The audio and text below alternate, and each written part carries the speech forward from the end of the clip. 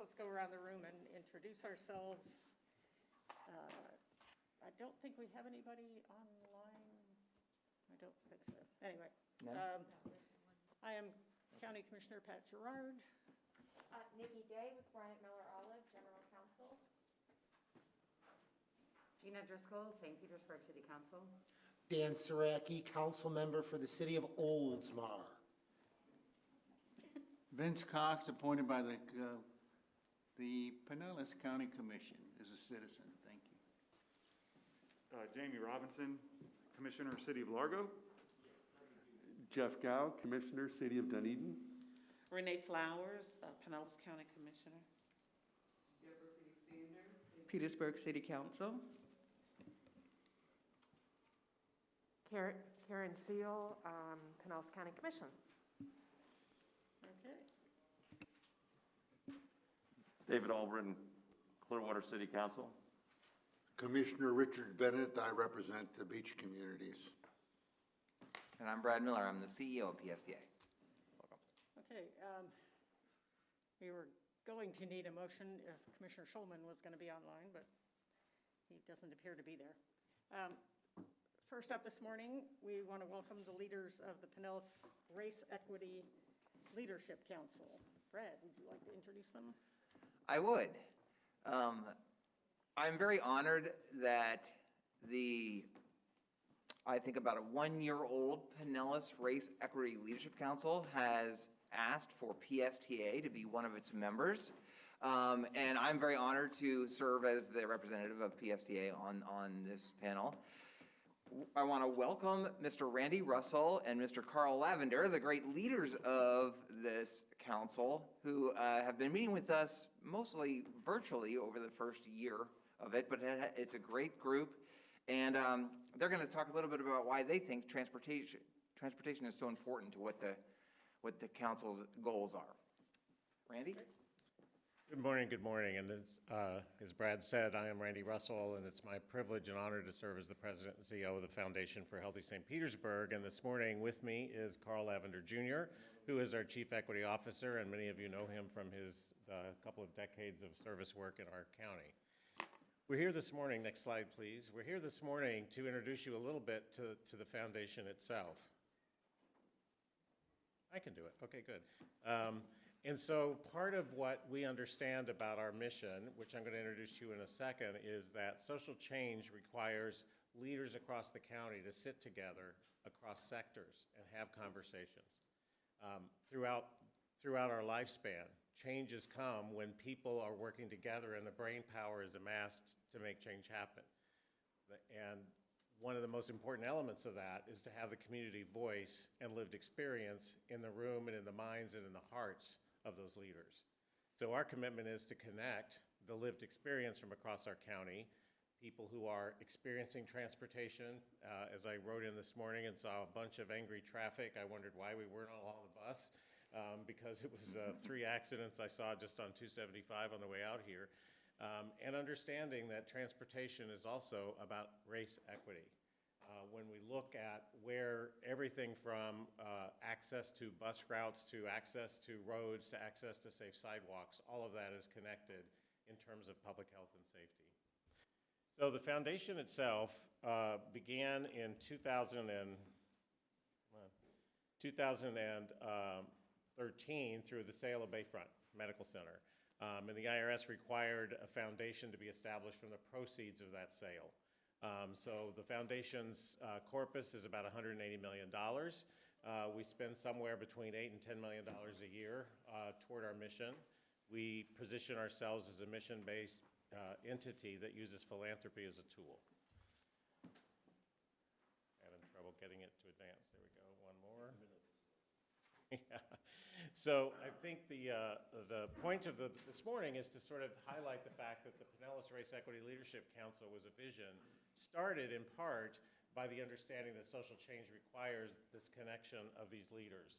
So the membership includes the superintendent, it includes the county health department medical director, it includes Brad Miller, it includes presidents of the universities located here, United Way of the Suncoast, NAACP, several other members. the publisher of the Tampa Bay Times. And so we're all involved in conversations in the first year. If I can get this to advance. There we go. And so one of the definitions we used was to sort of get people in the room by taking the first really 2 years of recruiting people. And some of this wasn't easy. But I will tell you, Mr. Miller was very first on the front line. And Brad has really leaned into this whole process, guided us, taught us what we need to hear, but also been willing and anxious to learn. And that's one of the things we're looking for in leaders. And his partnership with Whit Blanton and some of the things that we're able to accomplish in connecting communities of poverty to job sites has been a really powerful move in the right direction. So I think the other piece of this, I'm having trouble advancing. Okay, got it. This is an important piece. So the population social change right side of this continuum versus the left side of the continuum. There's a lot of work being done in our county that is considered charity, and it's important, it's necessary. People have needs today. But there are many people in that space, and the foundation asked itself the question, what is nobody else doing? And the answer is really the systems change required to bring about equity. So there's about 140,000 people in our county below health equity. 80,000 of those are people of color. So just like any kind of surgery, if we think about really uplifting those 80,000, then all the population health will improve.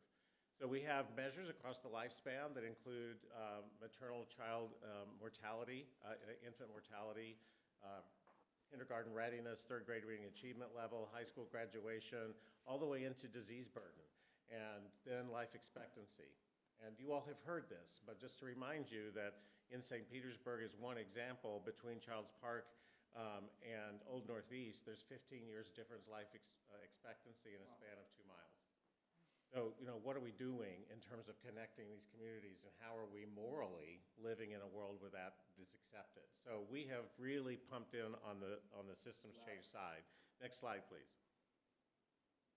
So the last slide before Mr. Lavender walks you through the commitments for the Pinellas Race Equity Council is just to talk about what the foundation's current strategic areas are.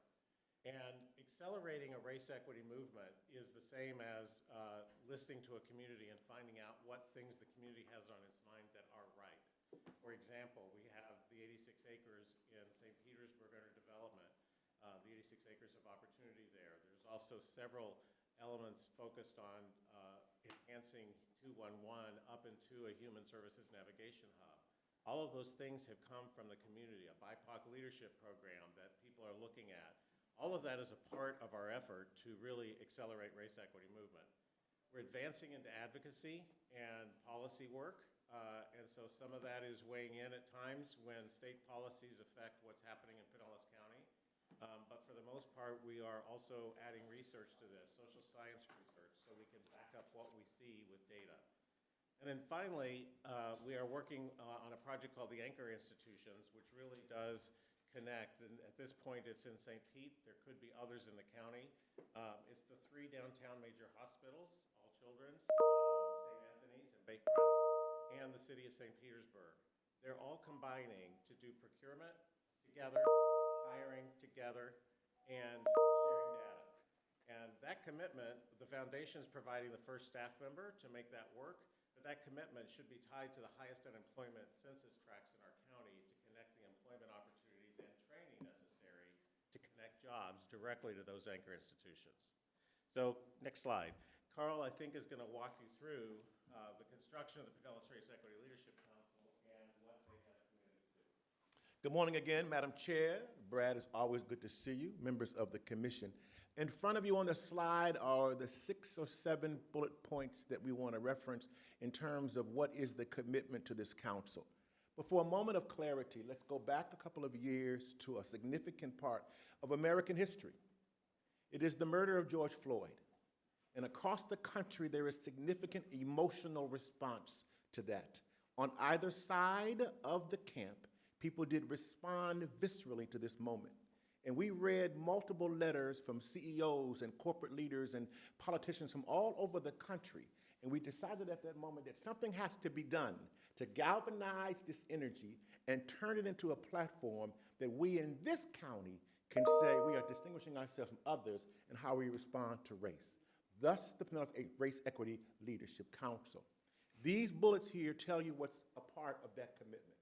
So far, there are 37 leaders that have signed on, representing about 40% of the workforce of our county are on this council, 40% of the workforce. These leaders, we ask for the presidents of the companies and the corporations, because when it's necessary to move policy, if you want to move any ideas toward implementation, that leader can authorize that on that day. So we wanted to have the leaders in that space. So 37 leaders have signed on, and more are coming. Multi-sector, we wanted to make sure there was transportation. There's also faith, NAACP, and nonprofits. So it's a wide range of leaders with a point of view, with various points of view, we're bringing together to come up with a strategy for the county. Again, presidents and CEOs, it's important that top paid leaders be here, representing their corporations, because when they speak, many of their same team members will respond. It's designed to exist in perpetuity, not positions. Positions and not people. In other words, we are here in perpetuity as a foundation. We want the Leadership Council to be here at least until we can see serious changes and indicators that we've shared with the council on occasion. And by the way, tomorrow is another meeting of the council at our new center space in South St. Pete. Today. I would have forgot all about it. And then to share some of our details going forward. Next slide. So the commitment form. There is the external commitment that says 6 predetermined statements that all members agree to. So this is the process that Brad is going through with his team members, and I'm sure with the board at some point, because there is a series of questions to ask yourself. To ask yourself, where should we land in these commitments and sign off on those things? And then internally, your customized internal measurable impact statement that you decide as a corporation. How do you want to respond to this, represented by Brad on the Pinellas Race Equity Leadership Council? Next slide. So, number 1, I acknowledge that racism exists. A powerful, bold, and confident statement that I acknowledge that racism exists. Next slide.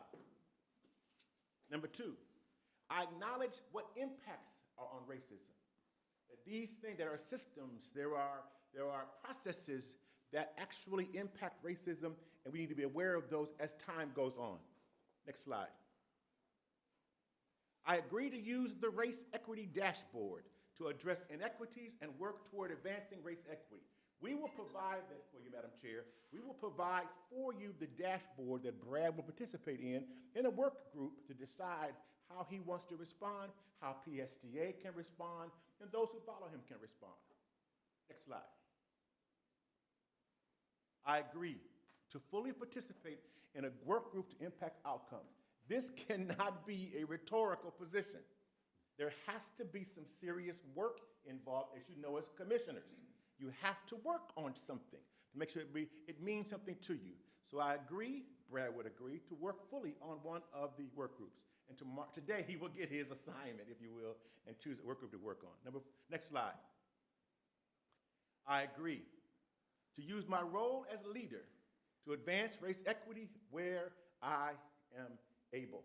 Again, we're asking leaders, Commissioner Flowers, we're asking leaders to be here, so as Brad says, I can do this, we know that he can.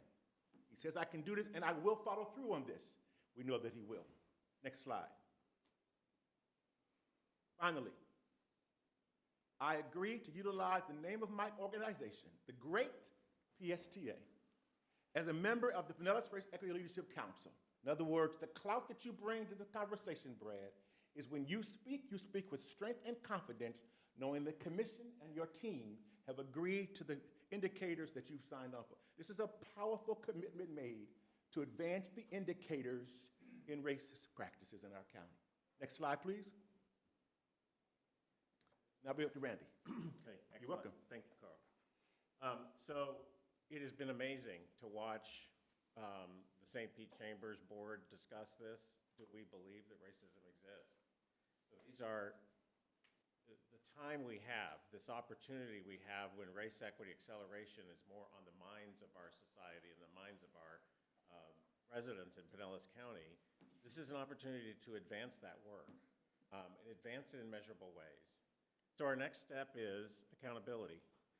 So after this pledge and after this work and after these commitments and after the meeting this afternoon, sometime in March, there'll be a display in various media outlets of who signed on, a rolled up example of what we think is going to happen in 2022 according to race equity, and who did not sign on, who was asked and said no. I think this is our beginning of understanding that leaders across the county have to think together. And this is a hard county to do that in with the range of municipalities and the various connections we have across government. The partnerships have to be built though, and the foundation is here to secure offering that space and offering data and offering opportunity to advance our efforts forward based on what community voices say they need. So with that, we want to thank you this morning and appreciate Brad's participation and thank all of you for the time. If there's time for questions, we're happy to do that. Thank you. Do you have any questions? Yes, Commissioner Flowers. Press the button. Oh, There we go. wait. The left button. I recall when we had the very first meeting to even establish what the organization would be in downtown St. Petersburg, and it was a session where it was designed to take persons out of their comfort zone, to be able to ascertain what those persons' perspectives were as it relates to race and equity, and then follow-ups at the Manhattan and other places. So I haven't been to all the meetings, can't make them all, but I was there at the beginning and have been there periodically. One of the I guess, questions and or comments that I have, I'm really grateful that there will be a formed partnership with some of the major employers, hospital and city of St. Petersburg, when it comes to seeing what their needs are and how they're addressing the equity piece. One strong piece, and you guys have probably already addressed it, is assuring that either Pinellas Technical College, St. Pete College, University of South Florida, that they are receiving from those entities what their needs are, and not just preparing to hire new people, but investing in training for people who are currently there.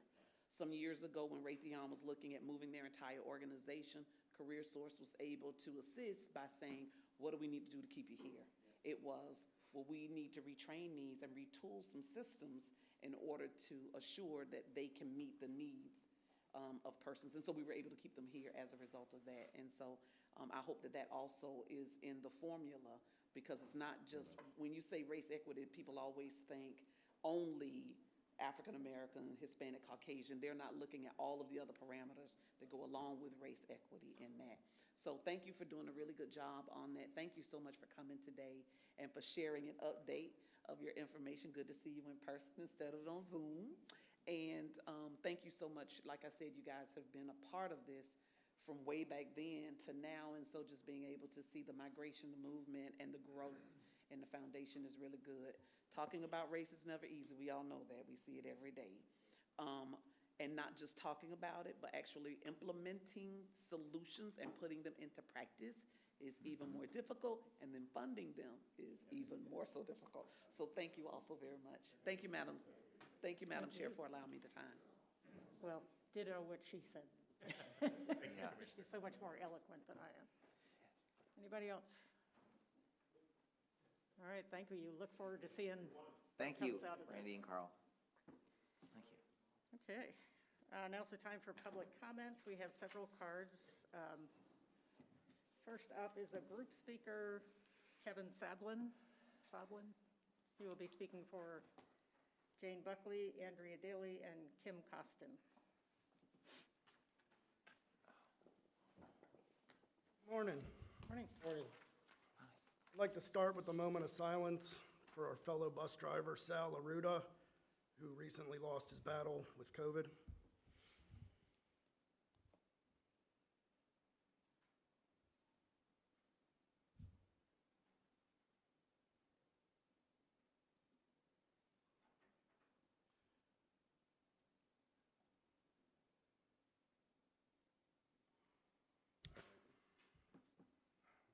Said, my name's Kevin Sablon. I'm the chapter chair for the union here at SEIU and PSTA. I'm speaking on behalf of all our union members. We were surprised to learn that Brad Miller received an 8.4% raise, which equaled an extra $12.50 an hour. But we were stunned at the fact that all the admin employees also received such high raises. I'm talking about a combined average of 13.2%. You compare that to the low 3.2% raise we received, and I think you can immediately understand how we all feel. I want to break it down a bit. Of the admin employees, I'm not going to go through all the numbers here, but the ones that jump out at me, 15 of them got 13 to 15% raise. 14 of them got a 16 to 20% raise. 4 got 21 to 25%. 3 got 26 to 28%. 1 got a 38% raise, and 1 received almost a 40% raise. The only admin employees who did not receive a fat raise were the new employees. Can you for a second feel the disrespect that we feel right now? But let me break this fraudulent wage scam down a little bit more. PSTA paid McLeod to do a market equity study, but we all know the rules and goals were set by PSTA.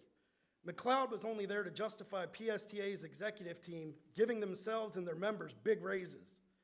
Out of the 88 administrative positions studied, McLeod could only justify 51 of the positions getting raises because the study found that only 51 positions were paid below average. The other 37 positions were either right where they should be or above average and could not justify a raise for any of those 37 positions. But PSTA still gave all 37 positions big raises. For example, one that stands out to me, the manager of schedules does a horrible job, received a 15% wage increase for an extra $10,000 a year.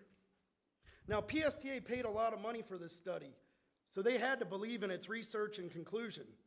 They had to trust this company, so they should have followed their recommendations, but they didn't.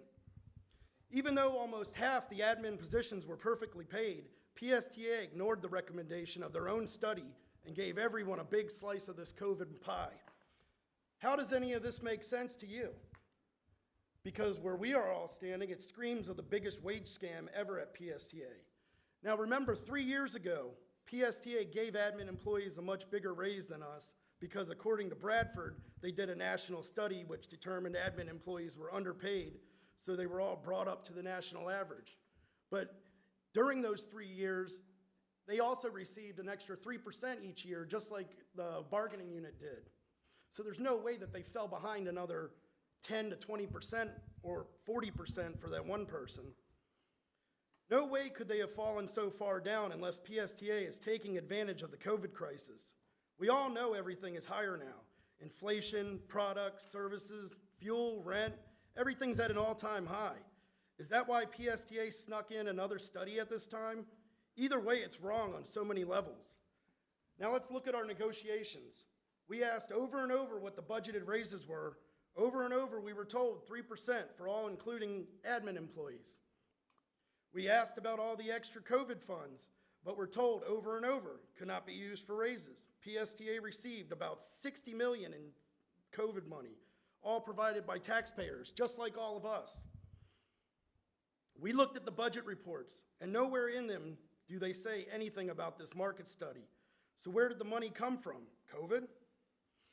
Now, PSTA's COO, James Bradford, and CFO, Debbie Leas, have to feel real good about themselves because they were able to look us straight in the eye and lie to our face. We think what they did was unethical and shameful, but PSTA says they were just doing their job.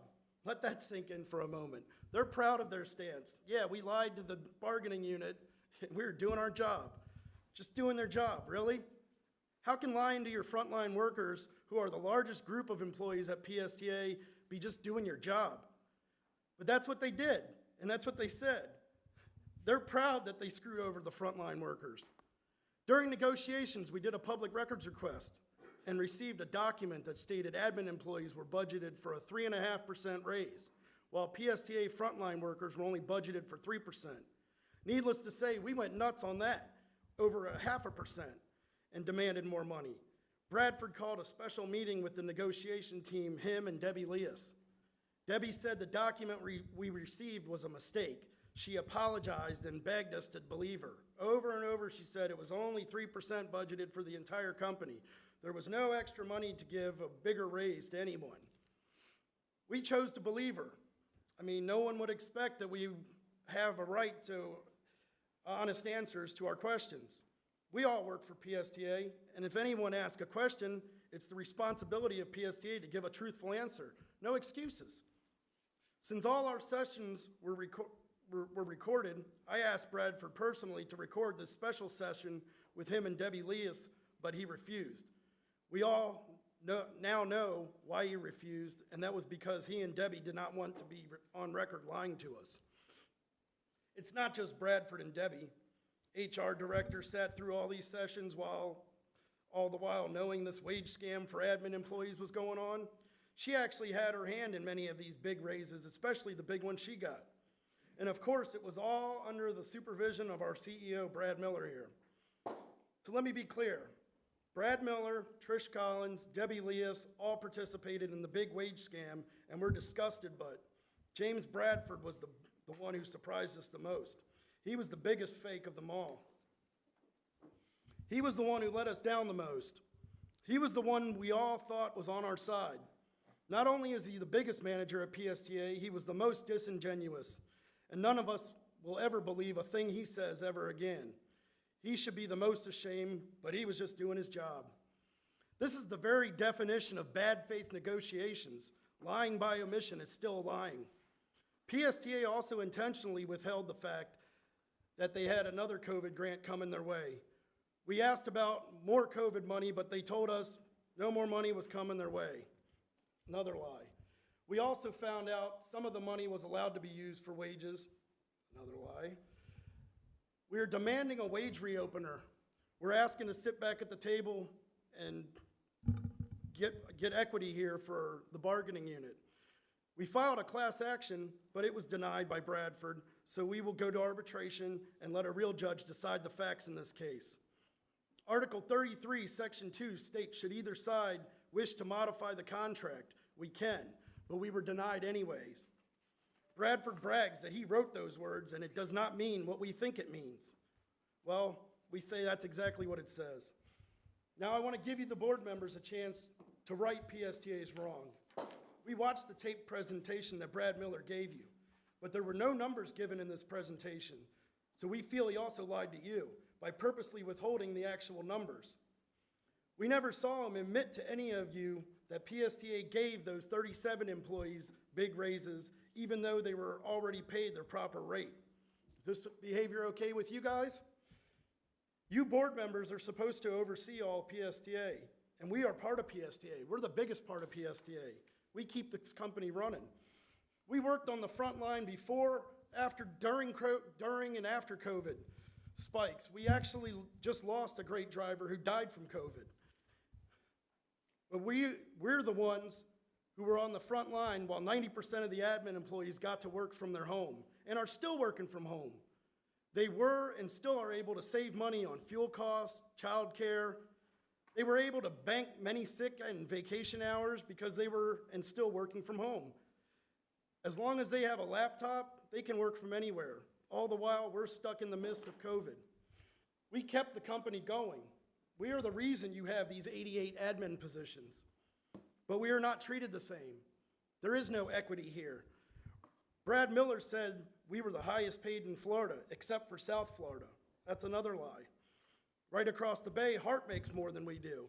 But since Miller got to use South Florida to justify his raise in the market equity study, why couldn't we use those same companies to justify ours? We also have a much higher work standard than those other agencies. You want us to be the best, so pay us the best wages. All we are asking is to be treated like everyone else in the company. Let us fill out a survey and list every single thing we do in a day to justify our wage. We are much more than bus drivers. We act as tour guides. We render the first medical aid when someone inside or near our bus needs medical attention. We act as peacemakers during passenger confrontations. We are the first point of contact when someone inside or near your bus needs emergency assistance. Sir, you need to wrap it up. I got three other people's No, I minutes know, I'm but taking. you've already spoken for 10 minutes. We are certainly in a dangerous position each and every day. We're also a safe place for people and children in distress in Pinellas County. In 2020, the union and Brad Miller came up with a thank you gift for the frontline workers. It was a paid day off, a $100 gift card for Publix, a $25 Honey Baked Cam gift card. It was supposed to be for frontline workers, but Miller gave it to the admin employees while working from home. And his reason was because whatever we give one side, we give the other. Those words are so untrue when it comes to wages. We are asking you to fix this unjust that PSTA has thrown on us. PSTA has discriminated against us and segregated the company. They negotiated in bad faith, and we demand a wage reopener. You can easily fix PSTA's mistake by ordering Brad Miller to meet us at the negotiating table. I'm asking you, the board, to do what is right. Thank you. Thank you. Next up, we have Ed.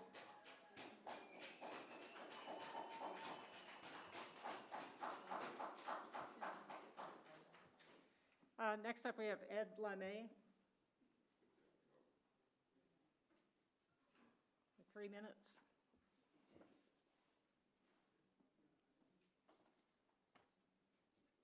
Good morning. I want to say how disappointed I am that PSTA negotiated the contract in such bad faith. But I'm here to talk about the COVID bonus that we never got, and I'm only here because it will more define a pattern of behavior of James Bradford and Brad Miller.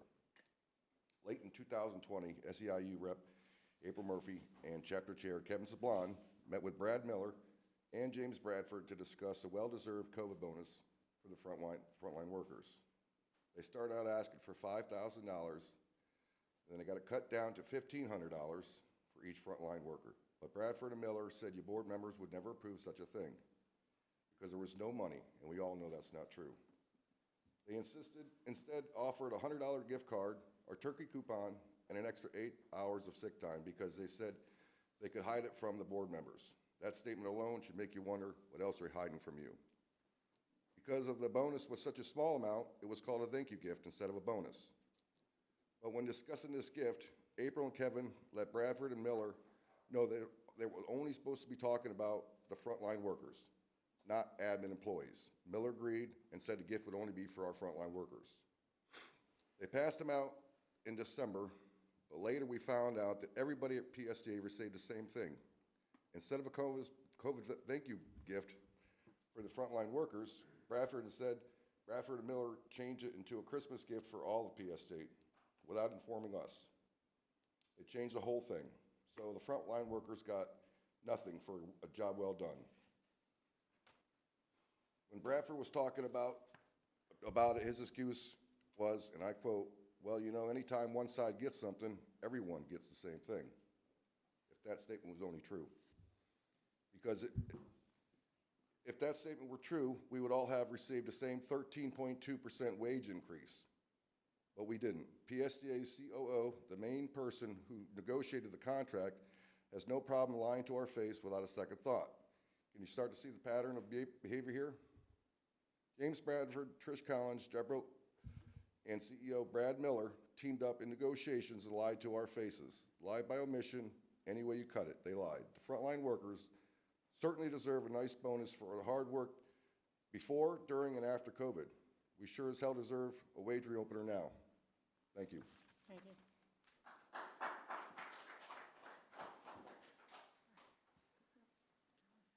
Yeah, that's Josh. If we could just take a second, I see that Commissioner Schulman has joined us. I need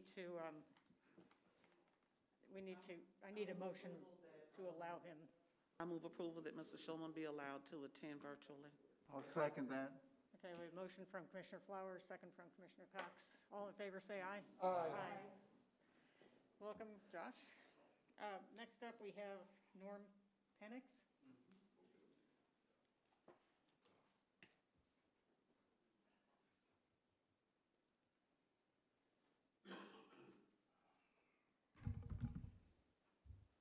Good morning, Madam Chairman. Mr. Miller. My name is Norman Penix. I've been with PSTA for about 10 years. Currently, throughout my life here, I've got about 42 years here. My dad retired from here and my stepfather. So with me being here, I'm currently a member of the SEIU board, and I am the director of organization for SEIU. I was part of the negotiation team And I'm telling you, under no circumstance, that PSTA negotiation team led by Mr. Bradford and his cohorts, they negotiated in bad faith. Okay, they lied to us. They did not tell us about the certain monies that they had available. And we only found that out after we believed them for their word. When asked about the raises, Ms. Debbie and Mr. Bradford begged us to believe that all employees was getting the same thing that they budgeted, which was the 3%. But we all found out later that that was a lie. Mr. Miller, you're the leader here. How can you allow this to happen? How can you actually sit there and allow this to happen to your company, the biggest part of your company here? We've been a part of this company, and we are working each and every day. We lost one of our co-workers here, Sal. We're still going at it every day. We want to be treated equal. Your admin is at home. They're not here every day. They're not being exposed to the pandemic that we are. And we want to be recognized. All we're asking for is a chance to reopen the negotiations for wages so that we can bring out the truth. And you cannot expect us to sit down and just not say anything. Mr. Bradford, Debbie, and Ms. Trish, and Mr. Henry over there, you all knew that that was a big lie. If I was running PSTA, I would be embarrassed at the mere, just the think and the thought of a bad-faced negotiation. When you lied to us, you showed us all how you feel about each and every one of your drivers here. And I don't want to not include Mr. Sal, even though he's not here. He was here in the beginning. And that lie is unacceptable. Well, all we're asking for is you reopen the negotiations and treat us like we are supposed to be treated. Everybody. Thank you. Thank you.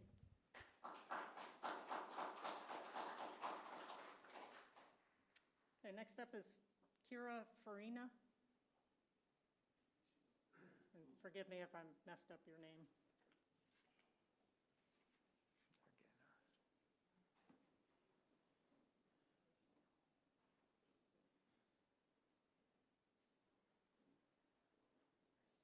Come on, here you go. To the microphone.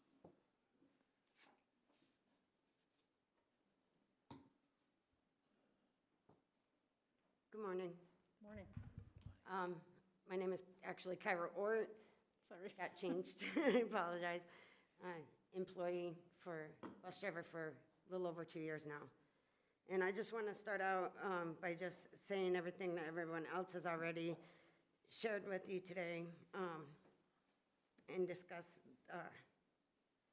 let you know that our frontline workers were disgusted to learn that our CEO, our COO Bradford, and our CFO lied to our negotiating team while they were doing that this summer. And they told PSTA PSTA told us that they only had 3% for all employees. And by the way I understand it, all employees include admin as well as frontline. But I guess that's not the case. I guess they had a different definition. When they lied to our negotiating team, they lied to all of us. During the most recent negotiations, we did start by asking for 5%, and we earned every bit of that 5%, but was told that PSTA could not afford that. However, within this last year, PSTA has found, for the lack of a better word, enough money to give the admin employees an increase of upwards to 13%. I'd be interested in knowing how PSTA and the board can justify the lopsidedness of that. Throughout this pandemic, we were on the front line driving people of Pinellas County to their destinations. Every day we were out there just hoping that we would not get sick or worse, bring the COVID home to our loved ones and families. We did this all while 90% of the administrative employees got to stay home safe and sound. Me and my fellow frontline employees never stayed home. We did what we had to do. We did not have the luxury of sitting on a couch with a laptop and call it work. We actually had to show up to get paid and provide for our families. Sorry. Every day we put our professional licenses, our reputation, and yes, our lives on the line just to do our job. Without too much complaining, we even agreed to the 3.25% increase because it was our understanding that PSTA could not afford more. In my opinion, this is a type of blatant disrespect and is one of the many reasons why PSTA is having a hard time retaining our new drivers, and those that are senior drivers are retiring early at times. We are under a microscope every minute of every day and still maintain the quality that the community, PSTA, and the board come to expect. I'd like to hear you to hear that Bradford said basically that without us frontline workers, there would be no board or anybody else, and this is true. So with that being said, we do demand the wage reopener. Thank you. Thank you.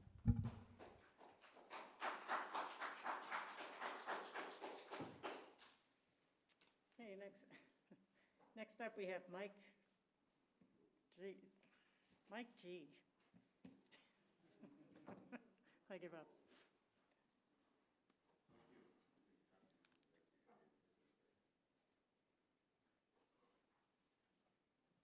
Good morning. My name is Michael Jardin. I am a bus operator at PSTA. I come here today to speak to the board about our 3-year contract. In every company, there's chiefs, chief officers, chief operating officers, chief financial officers. They are the people that make suggestions to the board. You, the board members, are the people that vote on what brings to the table and if it's a good decision or a bad decision. We as bus operators look as the board as the elders. We're all family. It's all part of a big family. Let me ask the board members, are you familiar with the PSTA budget? And of course you are. In 2018, I had an opportunity to help negotiate a 3-year contract. It was a fair contract. As senior drivers received 3%, junior drivers starting pay went to $12.50 to $15 an hour, and then the steps all increased to adjust it up to $15 to take the $2.50 increase. In 2019, COVID hit. We as operators were told to come to work and keep Pinellas County moving, and that's what we did. The first 6 months was very scary. Not a lot of people understood this invisible enemy. We as operators did what we had to do to keep the buses moving. Over the past 2 years, over 200 of the roughly 400 drivers have contacted COVID, two resulting in death. In 2021, we came to the negotiating table in good faith, understanding what we had gone through. The administration people were lucky. They got to stay home. We as bus drivers know the jobs we applied for, and we kept coming out every day. We came to PSTA thinking that we were frontline essential workers because 2 presidents has told us that. They told us that they set money aside for transportation. It's your money, I understand completely, but at the end of the day, there was supposed to be a trickle-down effect for frontline essential workers. Here's the situation that bothers me the most. In 2018, there was no COVID, and our contract was better situation for the driver.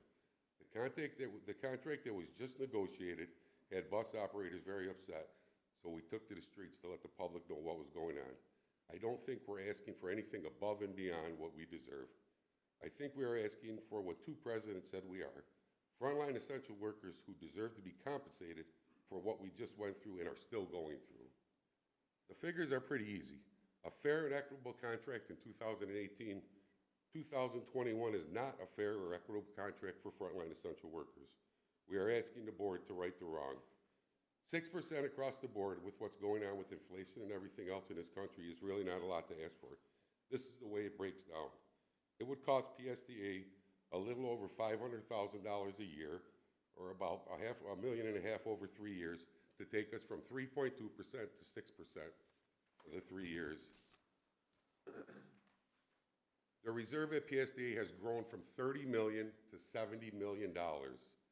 I understand it's your money, like I said before, but think about it. $1.5 million over 3 years to take care of your frontline essential workers. That is not a lot to ask for. I've had some interaction with Debbie Leas. I'm sure my numbers are not exact, but I would like her to look at them and bring it back to the board so you people can look at the exact numbers. Remember, it's not really a lot to ask for. 2 presidents have told us we were frontline workers. Thank you. Next up is Deb Irwin.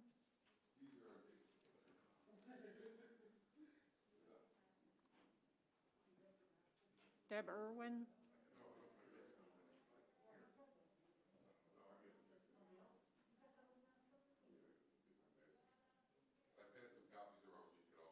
Right, thank you.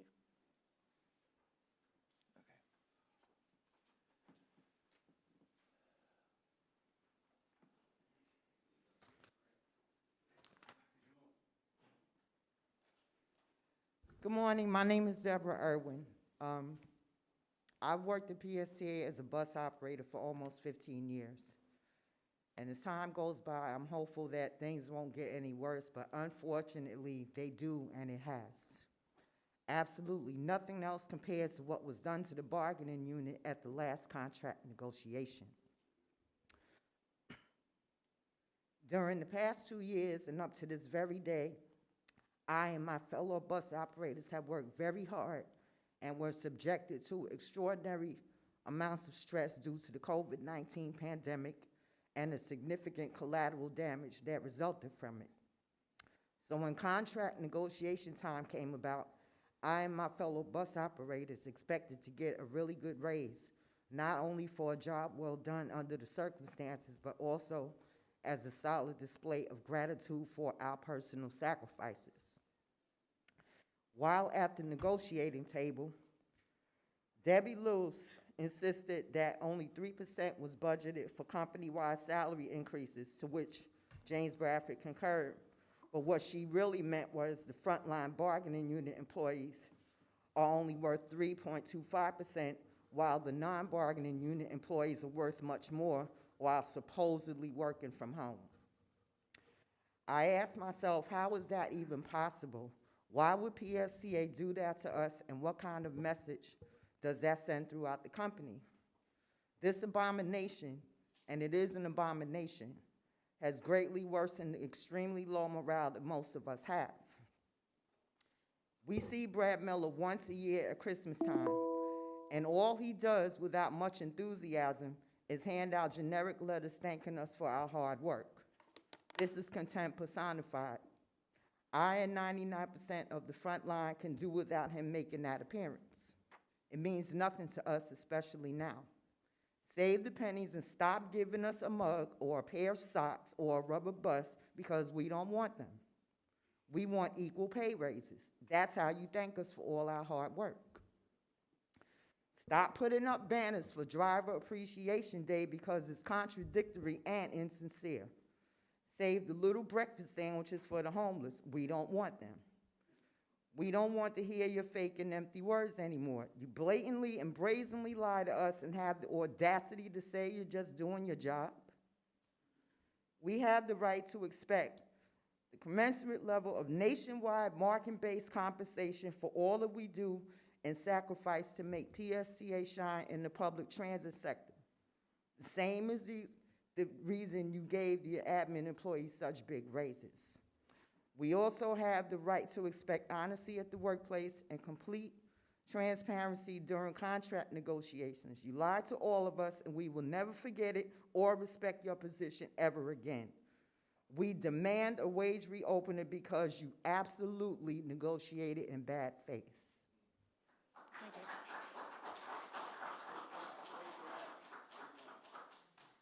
Okay, next up is Bob Gieselmann, I think.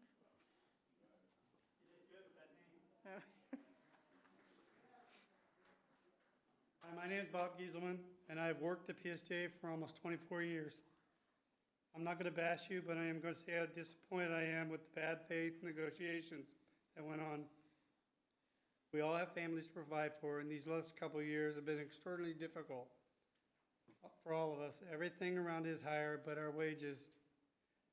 To have PSTA purposely mislead all of us, something I've never seen at PSTA before, and frankly, I hope never again. There's no justification for it. You should have been honest and transparent and allow us to vote on the whole picture. Because this whole thing is so dishonest, we must go to the table and start over. We must. What you did was force us to vote with blindfolds on, and that's not right and fair in many different ways. All we're asking for an opportunity again to meet at the negotiation tables and allow us to negotiate without the blindfold. This simple gesture will start the healing process and once again allow our order and respect back to the rightful place at PSP. Thank you, Board. Thank you. Okay, next up is April Murphy.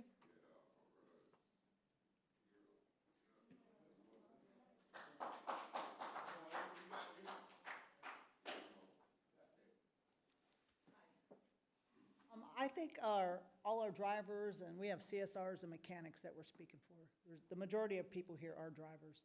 But all we're asking, like Bob said it pretty well, we want to go back to the negotiation table, looking at the whole picture. No, when we ask PSTA management at negotiations, when we're talking about money, and you tell us over and over that all you have is 3%,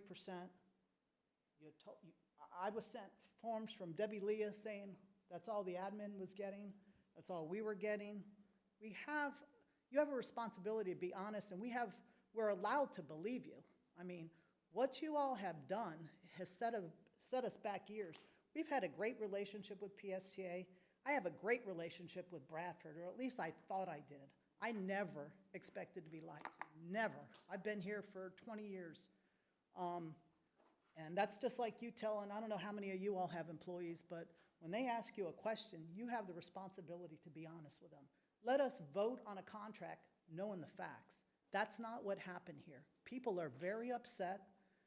They feel very disrespected. And I just spoke to you, Brad Miller, a couple of minutes outside. You almost laughed about it, which is, it's not funny in any way. I don't know if that's a nervous twitch you have, but it's not funny. But you asked about the 23% raise. You're talking about steps. That's BS.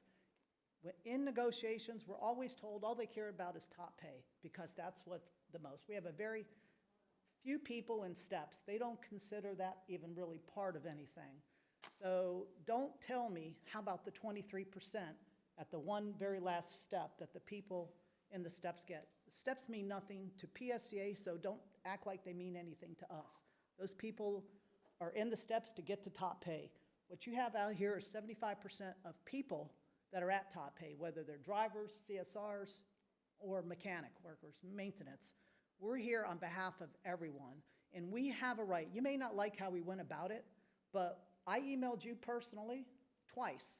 You ignored both my emails regarding a wage reopener.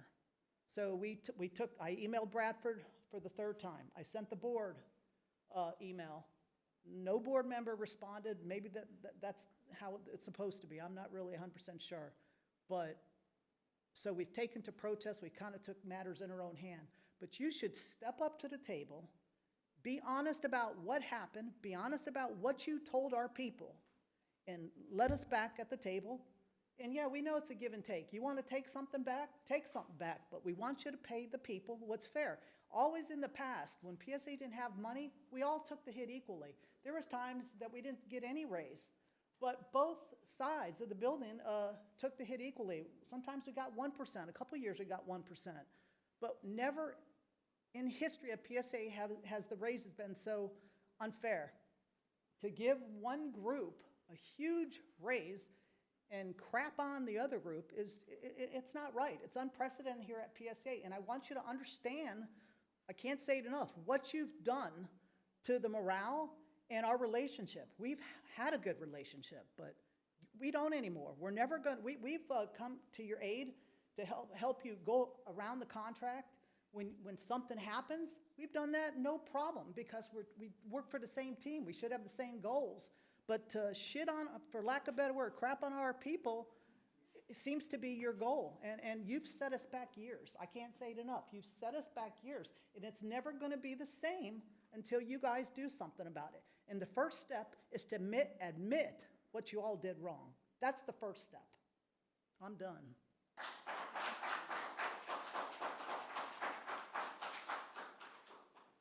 Thank you. Next up is Julia Meadows.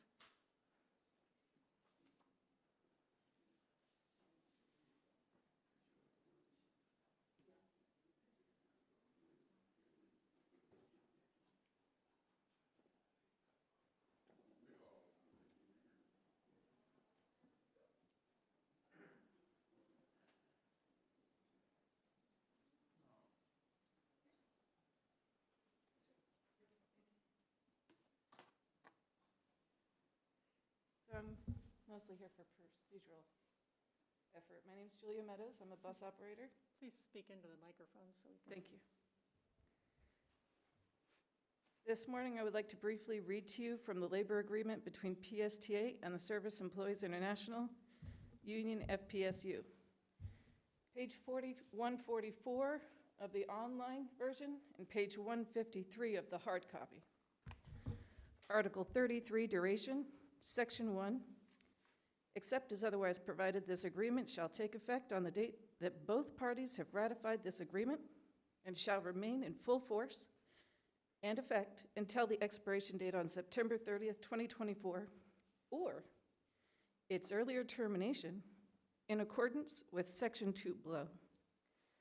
Section 2, should either party decide to terminate, change, or modify this agreement, it shall notify the other party at least 120 calendar days prior to the expiration date. In the event such notice is given, negotiation for replacement follow-on labor agreement shall begin at a mutually agreeable time. These two sections are worded clearly, providing instructions to both negotiating parties for editing this agreement while it is in effect. PSTA COO James Bradford's denial of the union's request to reopen wage negotiations is a further example of misleading and bad faith negotiating. I leave you with a question. What action do you think workers of Pinellas County should take collectively if our community leaders continue to do nothing to affect the exponential rise of living expenses and the artificial suppression of our wages? Thank you. Thank you.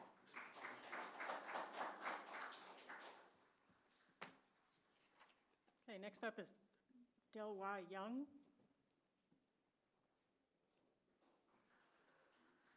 I think.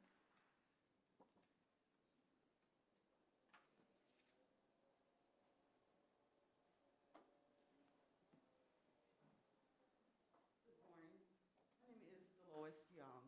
Sorry. Some of you on the board have received a letter from me probably back in October. I'm coming as a citizen that uses your MOB and your access quite a bit. I have had days that I go to dialysis 3 days a week, standing order. I move my time, pickup time, or given enough time in case something happens on the road. I have missed dialysis treatments because your drivers have been delayed. No one called or said anything. I have missed treatment last week because the upgrade to your system, I guess, kicked out my standing order.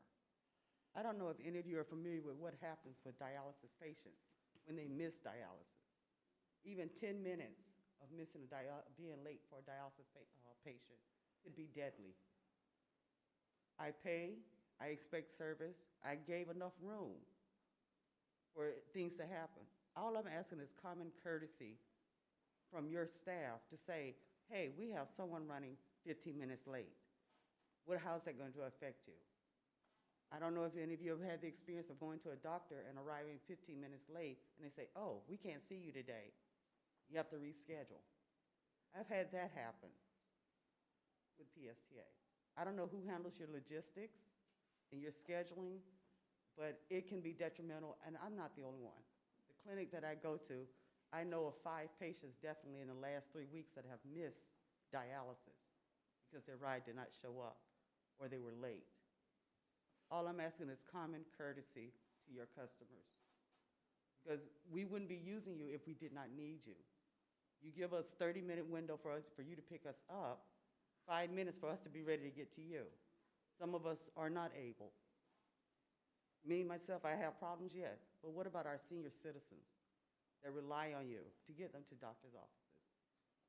We get to a doctor's office, they say, we can't see you. We have to wait an hour to call you to come back and get us. Well, now we can't even do that anymore. I just wanted to say, I would love for you all to see what happens to your passengers. I'm on a 3-wheel scooter. I've gotten on a scooter, oh, we can't transport. Oh, we can't do it. I've been tilted 3 times in your vehicles because the driver was turning a corner fast. If you already know this is not a stable vehicle, what do you need to do? Maybe slow down when you turn a corner? So the safety issues are there. Some drivers do it this way, some drivers do it that way. There's no consistency. The orange belt, I call it the magic orange belt. It's not consistent. One driver uses it, one doesn't. And I'm just asking you as the board to look into what your patients or your carriers are doing. Because I'm quite sure none of you have called to say, hey, I need a ride to the doctor, and you got on the back of one of your vans. You need to know what's going on, not just from the upper level, but from the bottom too. Thank you. Thank you. Appreciate you coming and telling us. Next up is Ken Elliott.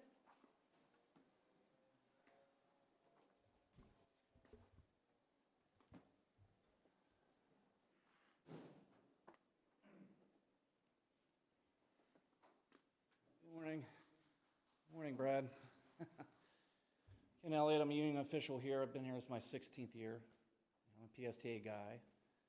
Knocked on doors with Brad during green light, and I'm here because I'm disappointed, and I think the general consensus that you can get from everyone, I mean, you've heard numbers and figures and stuff like that, but I think you can all agree that something's broken, right?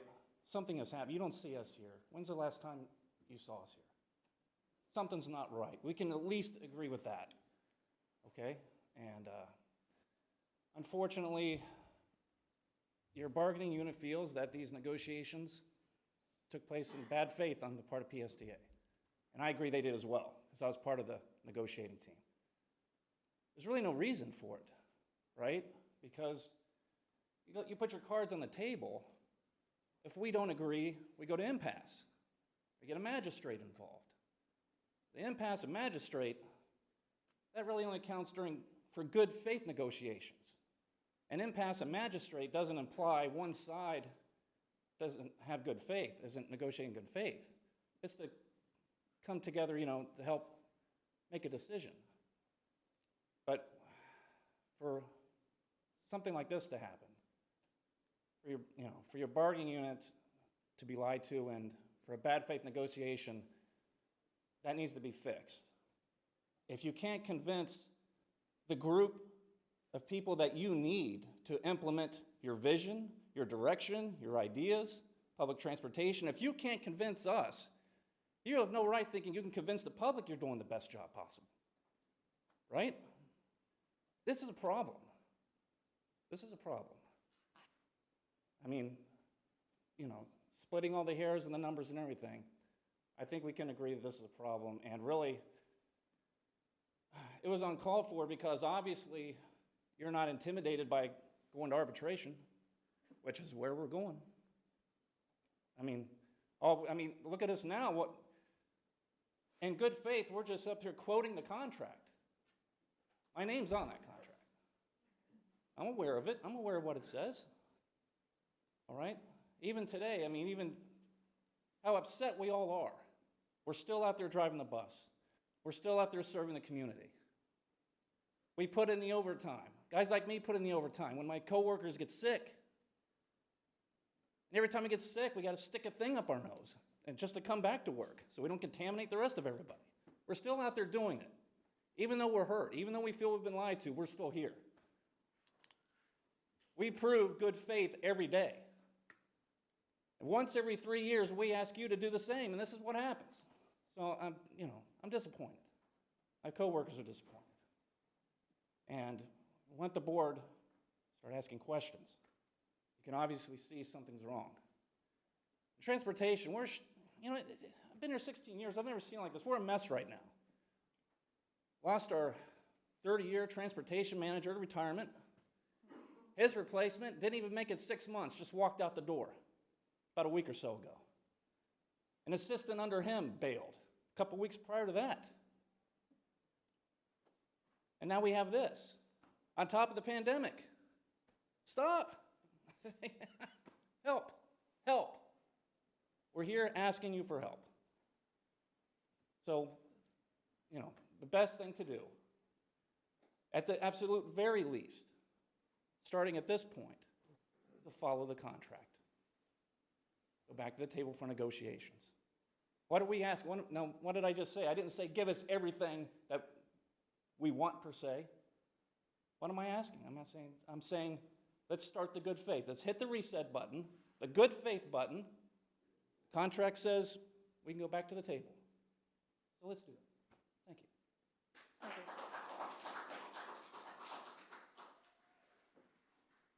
Next up is Danny D.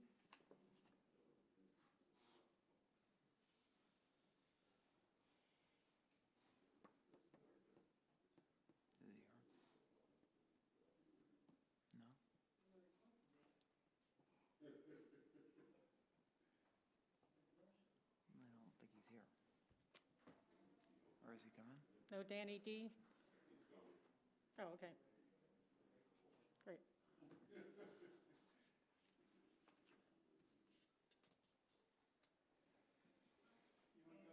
The mic. In a while.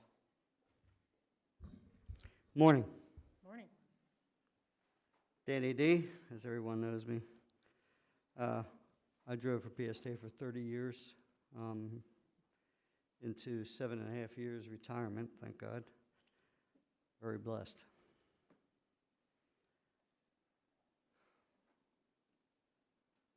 Came out of retirement here to support my PSTA family.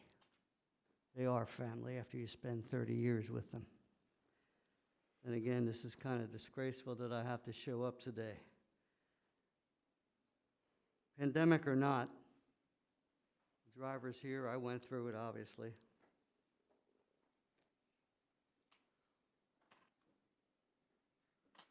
Pandemic or not, these drivers go through very inhumane circumstances every time they step on the bus to do their job.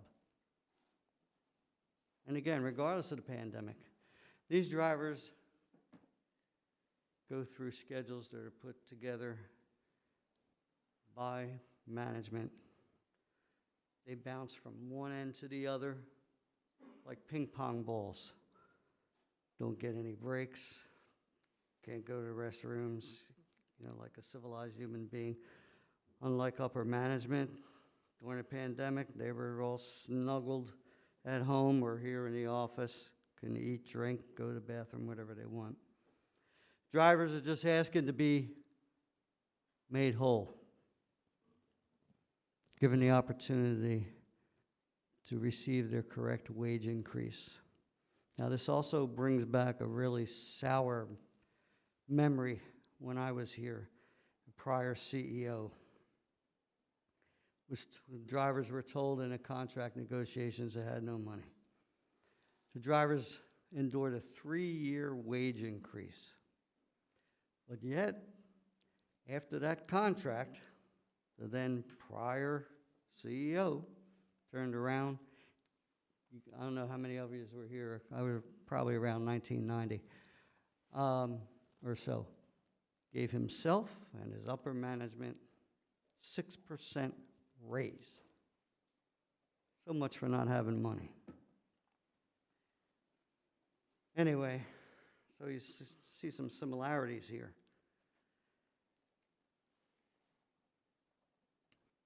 Sundays and every day, these drivers work splits, so they're putting in anywhere from a 10-hour to 13-hour day to get an 8-hour paycheck. Sundays, there's splits. There's no peak service on Sunday. There's tons of buses sitting out in the yard. Why are there splits?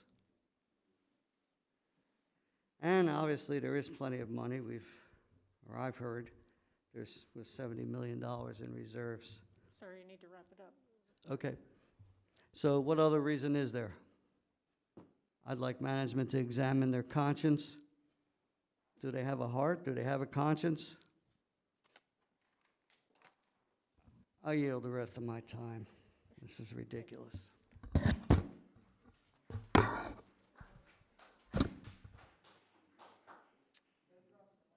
Okay, next up, I'm going to guess at this one, David? Mello?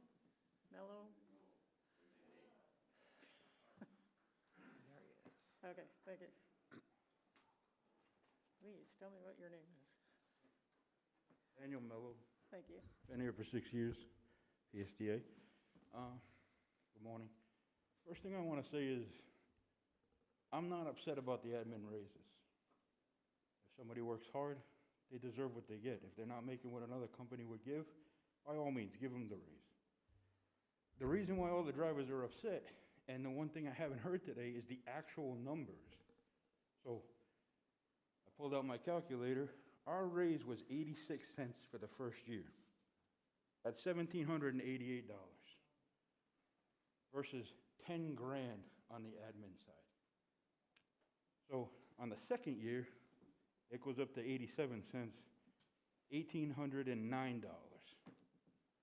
So the second year, you're going to add the 1,700 because we'll already have that, and the 1,809. On the third year, it's another penny. So we're at 88 cents, at $1,830 a year for the raise. Adding the 1,809 we got the year before, adding the 1,788 we got the year before. So at the end of the third year, our raise is $10,800, which is equivalent to what they got this year. I have to work 3 years to get what they got this year. The second year, they're going to get another 10 grand plus whatever raise they get that year. The third year, they're going to get another 10 grand plus whatever they get that year. These are real numbers. They're going to make over $30,000 in the time that I make $10,800. For a job that's, I'm not saying who doesn't deserve, who does deserve. I'm saying we all like this company. I love my job. I love my coworkers, and I love the people at Pinellas. And I'm showing up for them, even though someone else is going to make 19 grand more than I will in the next 3 years. That's all I have to say. I do care about this company, but these are the real numbers. 1,700 this year, 1,800 next year, 1,830 the year after. If you put it on the scales, 10,000 on their end, second year 10,000 is 20, third year 10,000 is 30. 30,000 versus 10 grand is why we are all upset. We're asking you to just consider that maybe something was overlooked here, and let's just go back to the table. God bless you all. Thank you.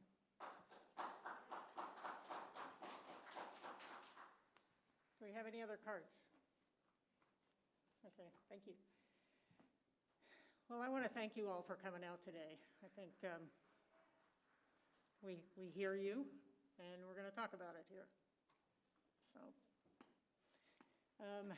board, what are your thoughts?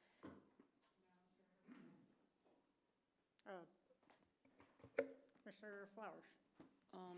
First of all, thank you, Madam Chair, for recognizing me. First of all, thank you to those bus drivers, CS, customer service reps, maintenance people, each and every one of you that came out and spoke today based on the situation that we have at hand.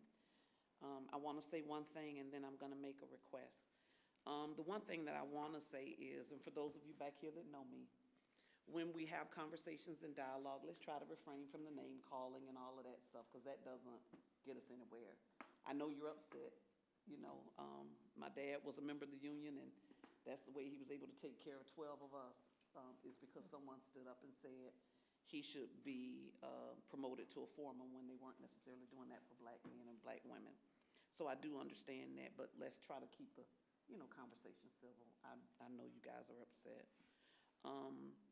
I was pulling up the information that we were provided for our previous workshops and looking at the presentation, the PowerPoint presentation that was provided for us for the supervisory compensation diagram, as well as the layered structures, or the steps, as you guys called them, to include the 25% that they get for additional training and whatnot. I'm sorry, let me go back. I do know that, and I don't know what the conversation was, but I do know that even with Pinellas County government, we provided from our COVID funds, we provided a bit of a bump to our team members because they worked through such tenuous circumstances. We even provided the sheriff's office, who we're not even responsible for them, we provided them with, was it $500 or $700? Thank you. Ooh, $750. We provided them with that through COVID for vaccination. The mere fact that they got a vaccination to try to keep themselves and others safe. So I don't know what the dialogue or conversation was, but I do know you could use COVID dollars to help during that transition. That doesn't necessarily mean that money remains consistent, but you could use it to help because of what the times were.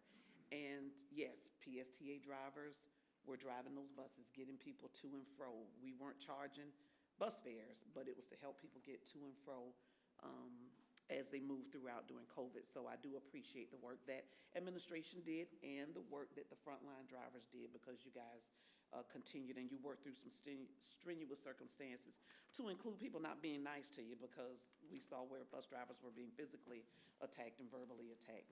I don't have a problem with reopening negotiations. One thing I did say was that, you know, if you open negotiations, you need to be clear, is it just for salaries or is it for the entire package? Ms. April, I'm sorry I didn't respond to your email, because typically when it's a contract negotiation, board members don't respond back. We're not supposed to. I did get a call from our FIFA and Izzy, so I just want to say that. But I didn't respond, not out of disrespect, but just following what our rules are. So I don't have a problem with reopening negotiations and being forthright and open and transparent, because that's what we should be at all times. If it turns out that the numbers are the numbers, that's good. If it turns out that maybe the numbers aren't necessarily the numbers and we need to go back and relook at them, I don't have a problem with doing that either.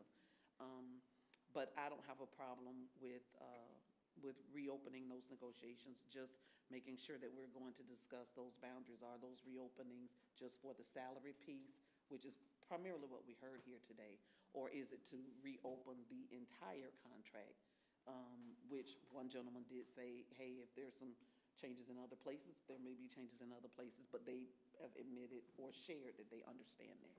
So that's my feeling, Madam Chair. I don't have a problem with supporting reopening those negotiations, putting it all out there.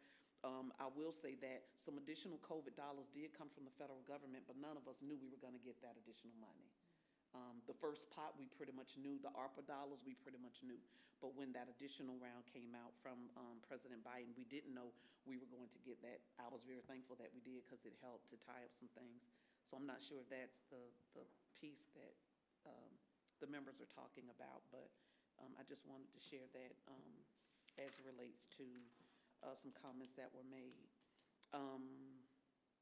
And I'm not going to say how you should communicate or what conversations. I have my notes here that I took based on information that was provided by the team members, as well as what we were presented with for the presentation. But again, I don't have any problem with reopening the contract negotiations. I would just ask that, you know, everybody be cordial and professional to one another, because the end analysis really is, we just had a presentation about equity. So for me, it's all about equity. And I'm not trying to keep up with, I know when we look at salary adjustments, we always use the top 10 most populous cities for comparison, size, and things like that. But we are unique in our own community, and we have our own struggles. So I think using them as a guide is okay, but not necessarily trying to keep up with them, because we may not be able to keep up with them. Anytime you have one jurisdiction that gets a raise, everybody else is behind. And then we kind of chase that. But Anyway, so I'm not open to dialogue and discussion. I am open to dialogue and discussion. I'm open to reopening the contract, just making sure that those parameters are outlined. And then I just wanted to share those additional points with some clarification. Thank you, Madam Chair, for your time. Thank you, thank you. Commissioner Fig Sanders? Thank you, Madam Chair, and happy Wednesday. We have entered into a meeting that has brought forth valuable information and hopefully reflection for all of us that are here today. And as I listened to the team members speak and I remember the presentation, I also remember of a couple of questions that I asked in regards to our team members and them and their status in regards to the raises and where we are.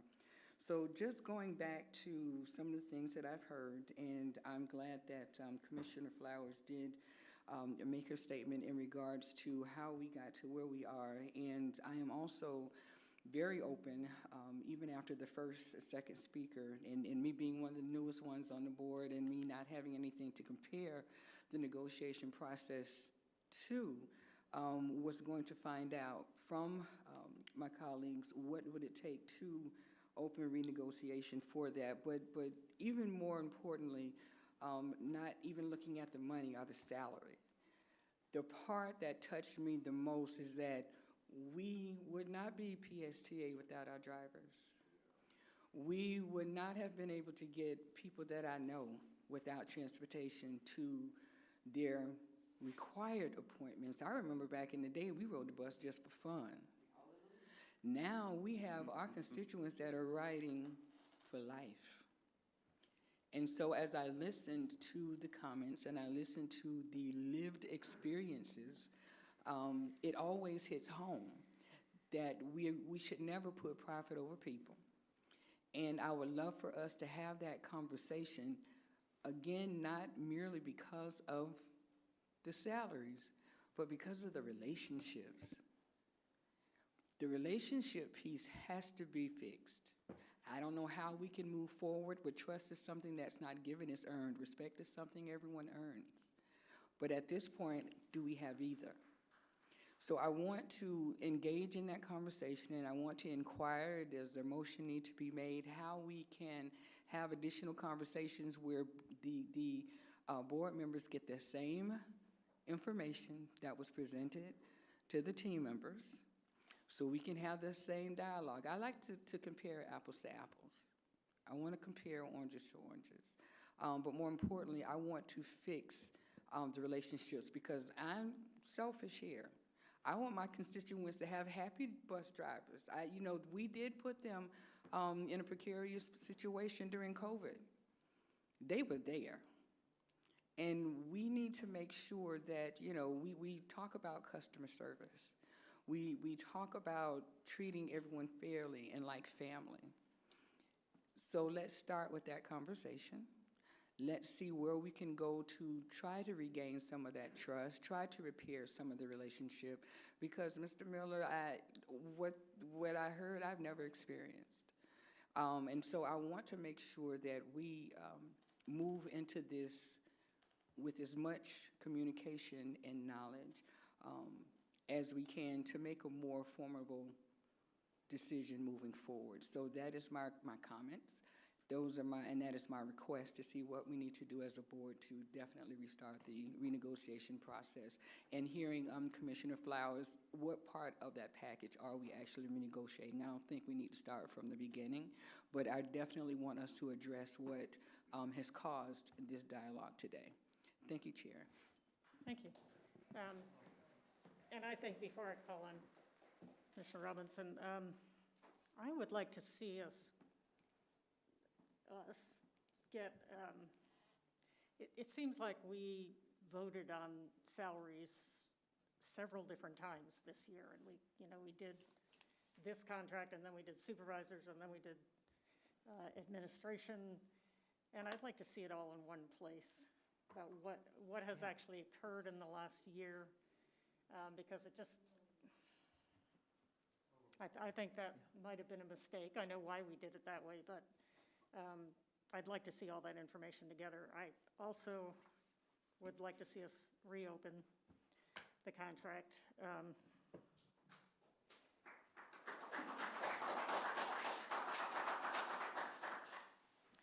Because for one reason, I'm a bus rider. I don't know how many of you have been on your bus, but I've seen drivers abused, have to go through trying to get people to wear masks when they, we know those people. You know, dealing with people that have mental health issues, who don't even hear what you're saying, let alone obey. And it is a dangerous job. I feel threatened on the bus sometimes. So we do appreciate you. We do hear you. So have some faith. Next up, Commissioner Robinson, I think. Thank you, Chair. I guess echo some of the statements that were just made by everybody else who just spoke. I think I would also be willing to reopen the negotiations, and as long as those parameters are clearly stated moving forward. I think Councilmember Fig Sanders kind of said some of the things I really wanted to say as well. As I think regaining the trust of all these folks who came here and spoke, and I'm sure many more who did not speak today, and repairing that relationship. I also, having been an elected official here in Pinellas County for almost 10 years, have never experienced this type of, and I've been a part of a lot of negotiations. I've never experienced that large of a group coming and complaining about the contract that they had. Look, we can have the conversation about, maybe, yes, I think obviously the majority of them ratified the agreement, obviously, but things have changed in that time. Whether it's perception or whatever, but as we are all aware, perception is reality, right? So all of these folks here who came in today obviously believe that they were treated unfairly. So I think it's beholden of us to listen to that, to understand that those perceptions are reality, and that we need to correct those issues. And Brad, I would stress to you that you and your team do whatever you need to do to fix that relationship, because it's obviously right now it's not in a good position. And I'm not involved in the contract negotiations. None of us are. But we can see clearly, and I hope you do too, that there's a relationship issue that needs to be corrected. So please, I would stress that I would love, I would hope that you see that, and please, as part of all of this, work on repair, you and your team repairing that relationship. That's all I have. Thank you, Chair.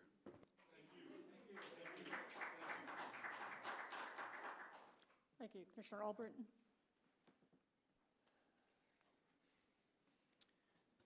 Well, I'm not going to repeat everything that's been said by our board members, but I agree with them. One of the things that I'm very proud of here at PSTA is I feel like we're a family. And thank you for all coming up today and telling from your heart. I think you've been wronged on this, and I think we do need to reopen and talk about this, and I'm glad we're having this discussion now. And I'm pretty sure that most everybody's on board with this. So I'll keep it short and sweet. Bradley, I think, we do need to listen to our drivers. They're our front line, and I hope we can make this up, because knowing that there's not trust in this organization, it's not a good thing, especially with our drivers here. So I'd like to open this up and reopen this again, and let's go ahead and talk about this. And I agree with our chairman that we need to see all of it side by side here instead of a little piecemeal. So that's it. Thank you. Thank you. Commissioner Seal.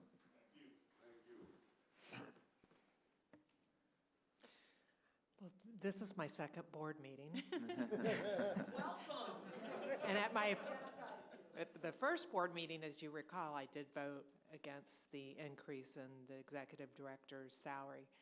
And one of the reasons I did was because as the leader of the organization, I don't think you should ever get a percentage salary increase more than the rest of the workers. And that's kind of the policy that we've had at Pinellas County for many, many years, you know, during the Great Recession, during, you know, tough times. And I just want to tell each and every one of you, thank you very much for what you do every day for all of the citizens of Pinellas County. And also, especially during COVID, you were truly a lifeline to many different people, and it is appreciated.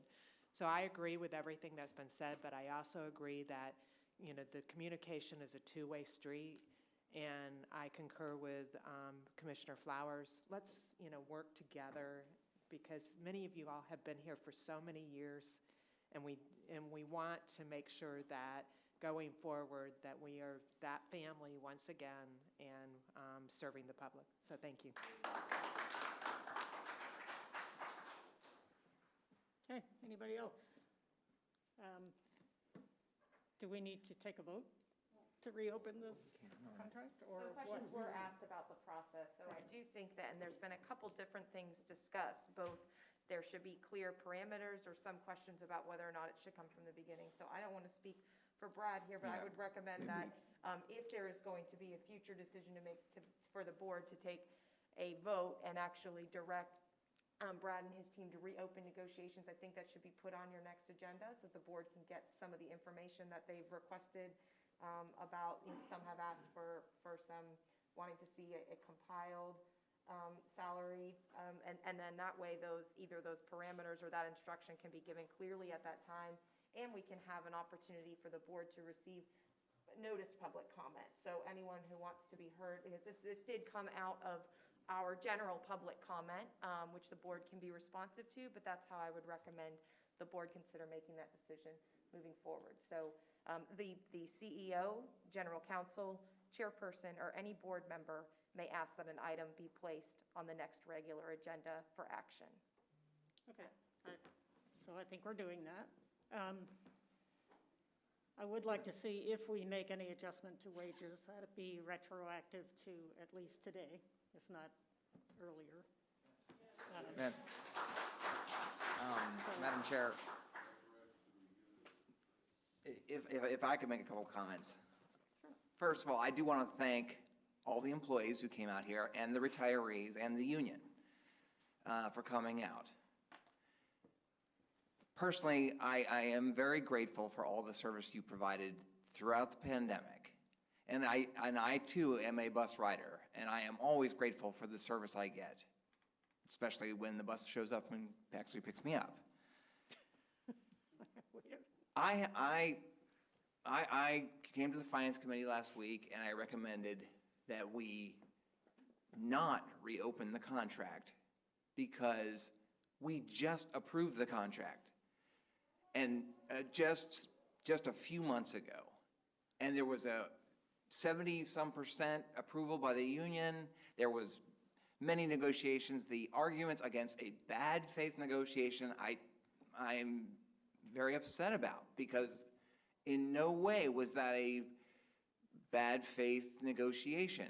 I truly believe that. I know you know that too, that Mr. Bradford, James Bradford, works very hard to provide you with the best information. And that's not actually required, as you know, in negotiations, all that, but we do try to work together to get the best agreement. Now, I hear what the board members have said, and I hear you. There's a disconnect in communication. Obviously that. Perhaps as Chair Gerard suggested, providing all the information together in one place is a start. But I certainly hear what the board members are saying, suggestions that we do need to work with you and to repair the situation and look at what kind of adjustment we can make to the pay.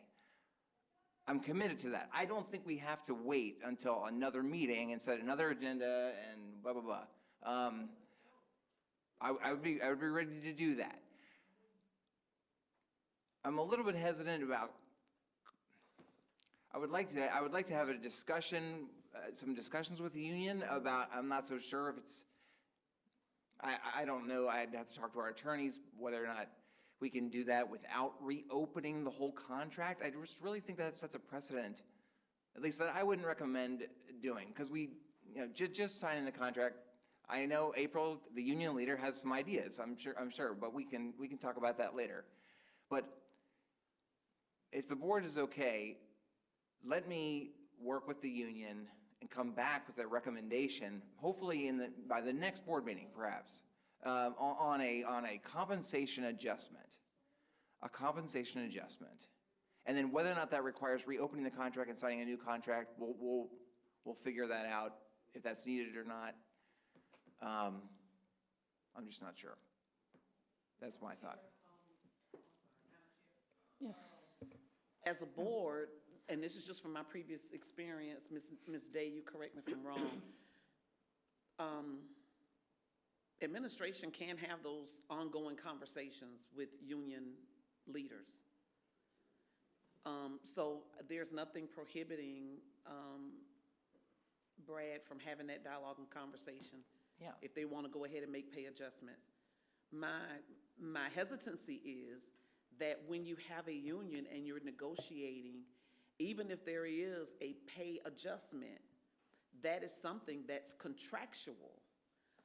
And in order to do that, you would need to go back to that contract. So it wouldn't be something you could just do. I just want to make sure we're doing everything that's appropriate and proper. Me too. So I don't have a problem with the dialogue and conversation about that, but I still think that what Chair Gerard has requested, which is, and you've agreed, that we get all the information so we can look at those various compensation packages in totality. And I do believe that if pay adjustments are made, the only way to really do that when you are negotiating with a union is to open that contract. There's no way in a bargaining process that you can provide a pay adjustment without doing that. So again, listen, if you all are able to go in that room next door, have some coffee, work this thing out, and come out with some numbers that are good for them, good for you, good for the body, hallelujah, thank you, Jesus. But we would still need to ratify that adjustment because it is a change in the contract, as you stated, that was just previously signed.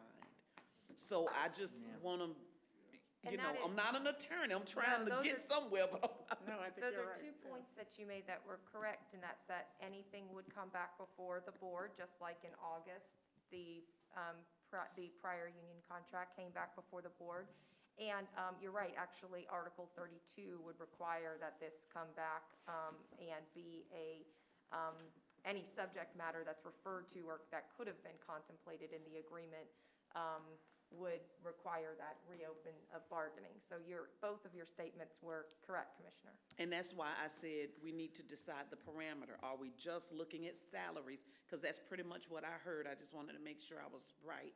And if that's all it is, then whatever the motion that will be made, and I don't have a problem with waiting until our next board meeting because I do want to get that information to be able to have, to be able to talk from a better position, I guess. So I don't have a problem with waiting until then to actually make that decision. It's going to be on the agenda. I feel confident that based on what Ms. Day said, the process is as it relates to how things get on the agenda, it will be on the agenda, and we'll have time to adequately discuss. And for those who may not have made comment today or who are not here today, maybe they will be able to weigh in additionally as well. And I just want to say one thing too. My comments for Administration Brad, for Mr. Bradford, and all of you, I don't want you to take my comments as anything negative about you as a person or an employee of the organization. So I just wanted to put that on the record. My comments do not dissuade the working relationship I have with you guys at all. I'm just looking at, our organization being healthy. And that includes, looking at all aspects of it. So, but thank you, Madam Chair. Thank you. Commissioner Fig Sanders? Chair, I just wanted to add for a point of clarification, and this is what I took out of that dialogue, and please correct me, Ms. Day, if I am incorrect. What I perceived that was just requested, one, is that a motion be made to just add the fact of adding this discussion, for possible discussion, to the agenda. And once that item made the agenda, the details of the required request or the action of that will be decided at that agenda. So we were just having a discussion as to what can happen here today. I want to make sure that we take some type of action today to guarantee the fact that these voices have been heard and that it's going to be placed on the agenda for future discussion with the requirements and the parameters understood in detail for that next discussion. So please correct me if we need to make a motion to have, and I thought Commissioner Flowers already stated her motion initially when she began to speak. And if not, I would ask for her to restate that motion, and I would gladly second it, just to make sure it gets on the agenda. And then at the next assigned PSTA meeting, that gives us the opportunity to receive the information. It gives Mr. Miller the opportunity to have that conversation that he's asked for with the team members. And then it also gets us the opportunity to get a presentation of everything in totality and make it one presentation. And I think that's correct. The only thing is, any board member can direct and ask for a future agenda item. So I think what Mr. Miller was saying is that he's heard you. He understands that that's some people want some additional information compiled. Commissioner Flowers brought up, some of your board fellow colleagues aren't here today, so that way they'd be able to receive the same information. And so there's not a motion needed for that, because it will come back to you at a future agenda. But I'm just those are the things that I had compiled, salary information, the opportunity to allow the other board members who aren't here to consider the matter, and then also the opportunity to consider and set clear parameters at that future meeting. So those were the items that I. No, wait a minute. Correct, the next. Well, right. that was going to be my question. The motion needed to state, and that was going to be my question. The motion should have stated when we want to see this happen. Although I hear you, Ms. Day, in regards to it's not needed for that, I still want us to acknowledge the fact and giving in a timeline, because a future agenda item does not suffice with me. I appreciate that. What I meant to say was, I think he said the next agenda item, but if that is going to be a motion of the board, that's the type of motion that you're saying bring something back before you. So, Madam Chair, I don't think you would need to reopen public comment on that type of a motion. Okay, but let me ask you this. Do we have, if we wanted to, suppose they got all that discussion done in the next month, we got the information we wanted, we had a chance to look at it, do we have to take a vote to reopen that contract and make any adjustment? Or do we have to notice that decision? Like if we wanted to do it next month, would we have to notice it for the next meeting? No, it's not a notice issue. Okay, just want to make sure. Oh, go ahead. So, hearing what you suggested, maybe, let me just throw this out there, that the board would take a motion to, right now, that the board would motion to bring back next month a discussion of additional compensation for the frontline SEIU employees, and a presentation on all of the compensation levels and adjustments across the entire organization. And then at next month's meeting, at the March meeting, with the goal of approving, hopefully approving. I just can't guarantee that with all the great upfront, fair negotiations that are going to happen between now and then, if we'll have a deal or not, but hopefully we will. But we'll at least, we'll agenda next month at your request, and outline at least where we're at the time, if not have an action item to approve it. But I'd really like to request that we get that information well before the next Right. meeting so that we have a chance to look at it, not at the meeting, but Right. in a week or two. 1 month might be kind of challenging, yeah. Oh, hold on. Go ahead. So I hear what Mr. Miller is saying, and I think I still hear what everyone else is saying. At the next March meeting, we're to have the information prior to for our own personal review. Not saying we have to make a decision by then, because I think Chair Gerard's request of making it retroactive can be confirmed during that time as well. And I'm hoping that our team members would agree. They just want to be made whole. And so if we can move forward with the motion that needs to be made today to ensure we have this conversation and the information received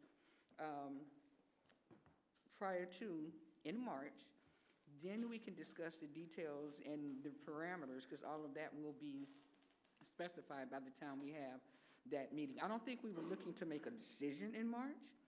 We just wanted to make sure that we had the same presentation in March to get us where we need to be. I understand everyone wants to, they want to be made whole sooner than later, but I appreciate the fact that they brought to the table information that has obviously caused us to scratch our head and question, did we make that decision with all parts, with all parts? So for clarification, Madam Chair, the motion that we have on the floor is only to get it to the March agenda, correct? Which Okay. I think we said we didn't need a motion But to that's put it on okay the March agenda. if someone but- wants to okay. make one. I didn't hear a motion made, but if someone wants to make that motion and then second, you all can take that action so that you're sure it's coming back to you at the March board meeting. Okay, I thought Commissioner Flowers did, but if she did not, I might have missed it. she did. No. No, go right ahead. I was Go making right sure ahead. I might have missed you. So I would like to make a motion that Mr. Brad Miller provide the Board of Directors prior to our March meeting with the analysis information related to the compensation packages for all levels of employees throughout PSTA. In addition, I would like to request that Mr. Brad Miller join in communications with his team along with members of the leadership of SEIU to discuss any possible parameters to make the necessary salary adjustments as so decided between the two parties. I would also like to add that I'm trying to cover all bases now.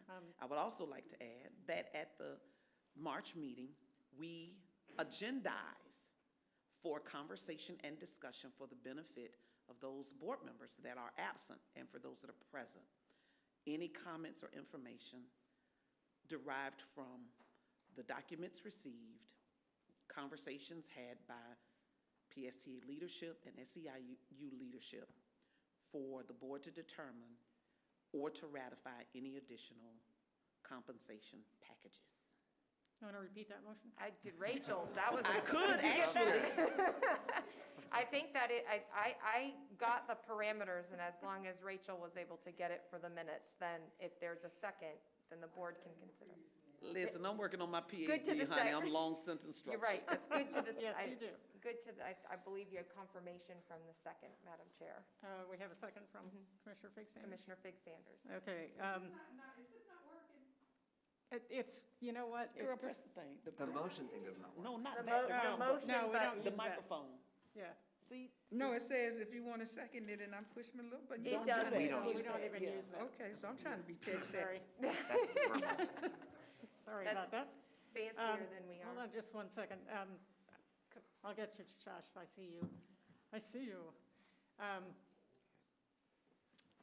So now there's a motion and second. Yeah, I on the just floor, wanted so to you have comment on discussion. the information that we want, not just where people are right now, but what has happened in the last year. Yeah. And if there's any information related to salary surveys that we did, I would really like to have that too. I know that's a lot, but Oh, yeah. for all levels. Excuse me. Okay. Commissioner Schulman. Thank you, Madam Chair. And actually, you said what I was going to request. I know there were some comments made about some discrepancies between how the market rate study was applied over the summer in adjusting salaries. So I just wanted to make sure we had an opportunity to see the full results of that study as part of the package. So thank you. Okay, thank you. Okay, we have a motion on the floor. Any other comment? Not, are we doing the voting thing? Yeah. Here, yes, please. Yeah.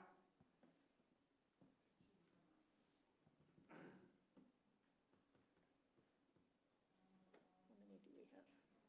Is that everybody? This is for the consent. No, this is for, to add on. What's popping up on? Okay, we're missing Oh. one. Rachel, I think that the item that popped up is to approve the consent agenda. Ooh, it sure did. Yeah, this is, Okay. yeah, it's not. But the consent vote agenda. that's in progress, just for those of you who are looking at, is the motion that's on the floor not to approve the consent agenda, just to be clear. Okay, we're So missing. you're still voting somebody. based on the motion that is on the floor. I'm not sure what the, and if the chair would prefer to take a voice vote, they can do that, but the motion on the floor is as stated. One person. That's, Yeah, it's Gina. which is to bring back the agenda item. It's unanimous. Okay. Okay, well, it's unanimous. Now you can wipe that out and start over. Okay. Can I make one brief comment, Madam Please. Chair? I just wanted, I know a lot of you know a lot about my local government law experience that I pursued, but I actually grew up riding the PSTA. My grandmother lived on 82nd, and it was some of the most amazing times of my life. So I wanted to just thank all the drivers that came out today. Okay. We're all set. Okay. Okay, next up is the consent agenda. We have January minutes, interlocal agreement for AVA services in Dunedin. And Motion to approve the consent agenda? Thank you. Uh-oh. Yeah, that's it. I'm sorry. I second the motion. Okay. Who was the original motion? David Albert. Oh, Albert. I knew that. Okay, Albert and Cox. All right, any comment on the consent agenda? If not, we lost half our members. Yes, Commissioner Seal. I don't necessarily, I tried to look up the past budget for the AVA service, and is that supported by federal dollars, or where is that demonstration project coming from? Good question. The Clearwater project that is underway right now, and then the proposed Dunedin project that's you're approving today, are 50% TBARDA federal funds and 50% PSDA local funds. Okay, thank you.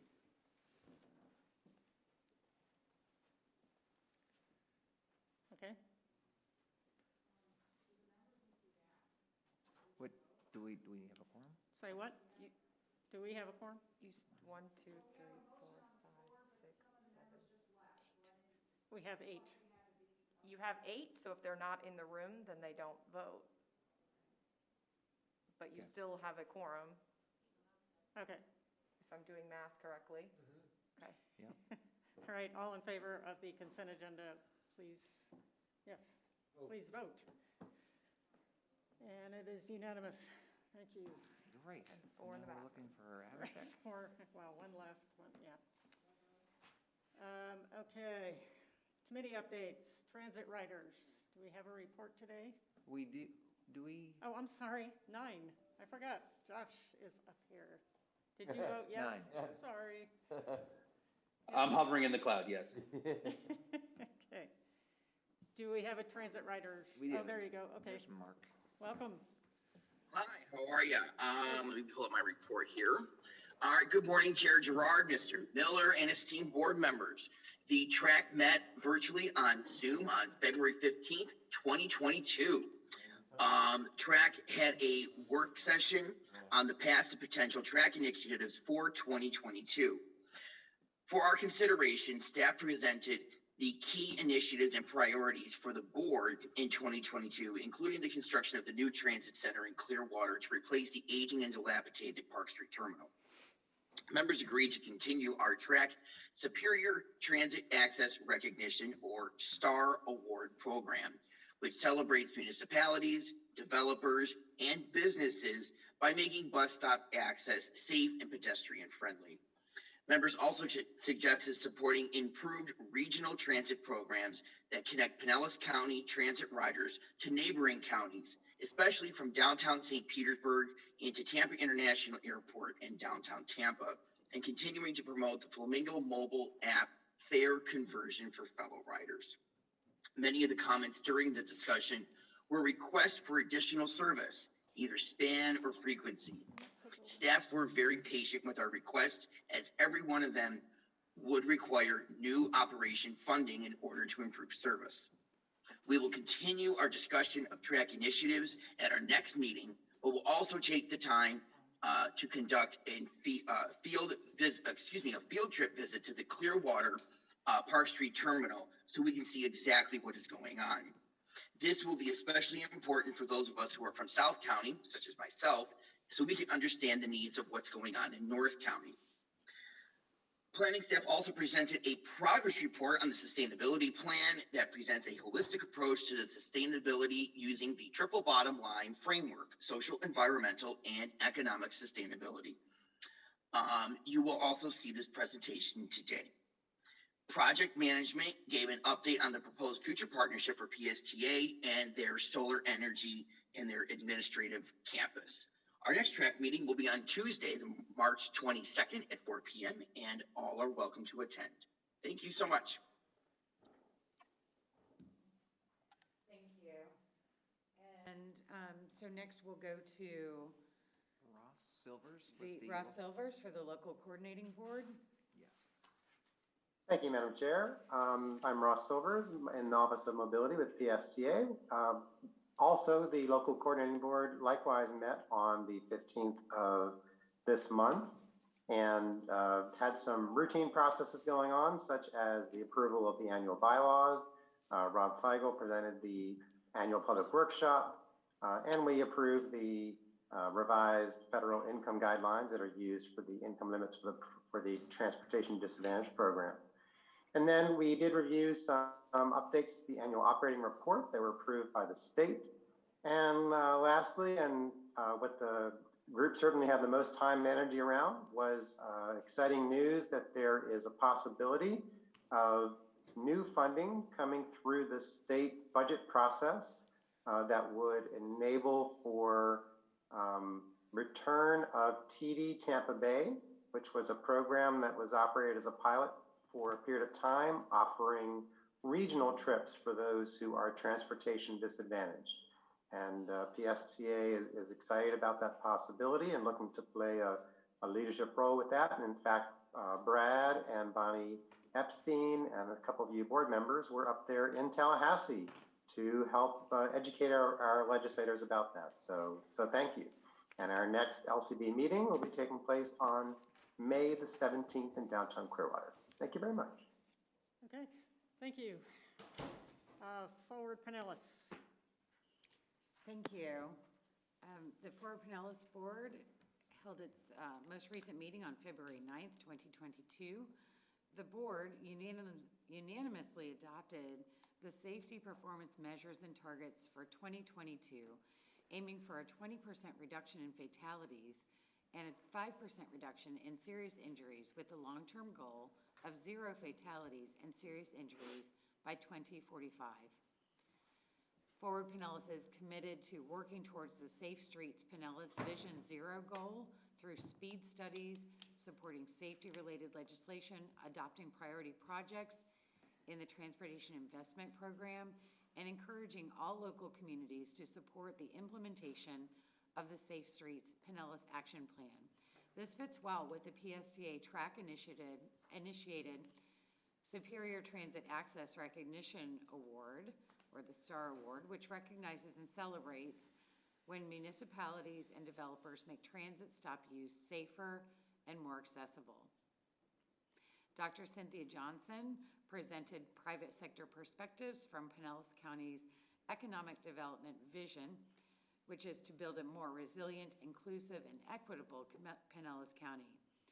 The Pinellas County Economic Development staff are engaged in the Sunrunner Rising Development Study to give their perspective and suggestions for making the Sunrunner Corridor development equitable and accessible. Forward Pinellas staff presented updates on the Advantage Pinellas Investment Corridor Transition Plan for alternate US 19. This corridor most closely follows PSTA Route 18. As part of the Advantage Pinellas Investment Corridor Strategy, this redevelopment effort will encourage more transit service and other multimodal transportation options to link jobs, education, and housing. PSTA staff are engaged in this project and have assisted with the initial system improvement cost estimate, plus they've engaged in the selection of a consultant who will analyze the corridor from a land use, housing, and transit accessibility perspective. And that's our update from Forward Pinellas. Thank you, Chair. All right, T. Barta, Commissioner Flowers. Thank you, Madam Chair. We had our meeting on last Friday over at the Tampa Bay Regional Planning Office. Unfortunately, we didn't have a quorum at that time, but we were able to have some discussions. We weren't able to take any actions. So we talked about our desire to purchase CSX railway component pieces to aid with the rail corridor transportation program. Unfortunately, CSX has kind of put a halt now on selling any additional railway lines. They've stated that they may be interested in leasing those lines to us. I openly shared my concern that if we make market improvements to those railways and they decide that they want that property back, then what's going to be the recourse so that we can recoup any financial remuneration related to improvements along that corridor. And so that's kind of out in limbo right now. Our regional rapid transit, we're moving forward on that. The consultant did provide us with a overview. We had some really good questions that was asked by Commissioner Kemp as it related to us utilizing the shoulder going into the Hillsborough County. As many of you know, Hillsborough County has not necessarily been on board. And the only way that we can really pull down all of these dollars is if we have regional support.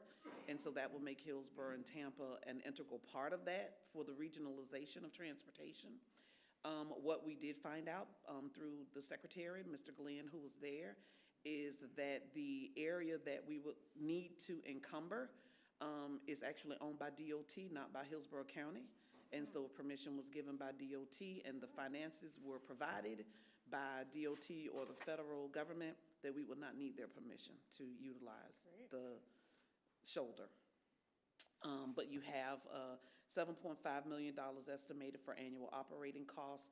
Certainly the 4 combined routes, 22 diesel hybrid vehicles. Of course, we're always looking out for electrical where we are purchasing additional vehicles, and the routes of operation will be 6 a.m. to 10 p.m. We also talked a lot about just the key connectors for transportation going into Pasco County, and also looking at Manatee, because Manatee has certainly expressed their concern about all of the plans we're making, but nothing is really reaching them, and they're in need of the service. So those direct connections, even to come up along Tampa International Airport so that you could get a ride over there and wouldn't have to drive your car. Of course, we continue to have conversations related to the types of vehicles that we use, and knowing that there's going to be a combination of vehicles until we move to full hybrid electric. And that was really it. It was most of the meeting was spent on the discussion related to the BRT. There was a little bit of conversation related to light rail coming this way. There was acknowledgement about the new construction for the bridge and how that's coming along, and the continued funding for that. And then, of course, Harry Glenn and Mr. Ron Pierce gave their presentations as it relates to the update for any of the Build Back Better plan dollars from the federal government, sharing some of the additional money that will be coming down from the federal government when we're talking about the legislation that's coming forth. So we're pretty excited about that.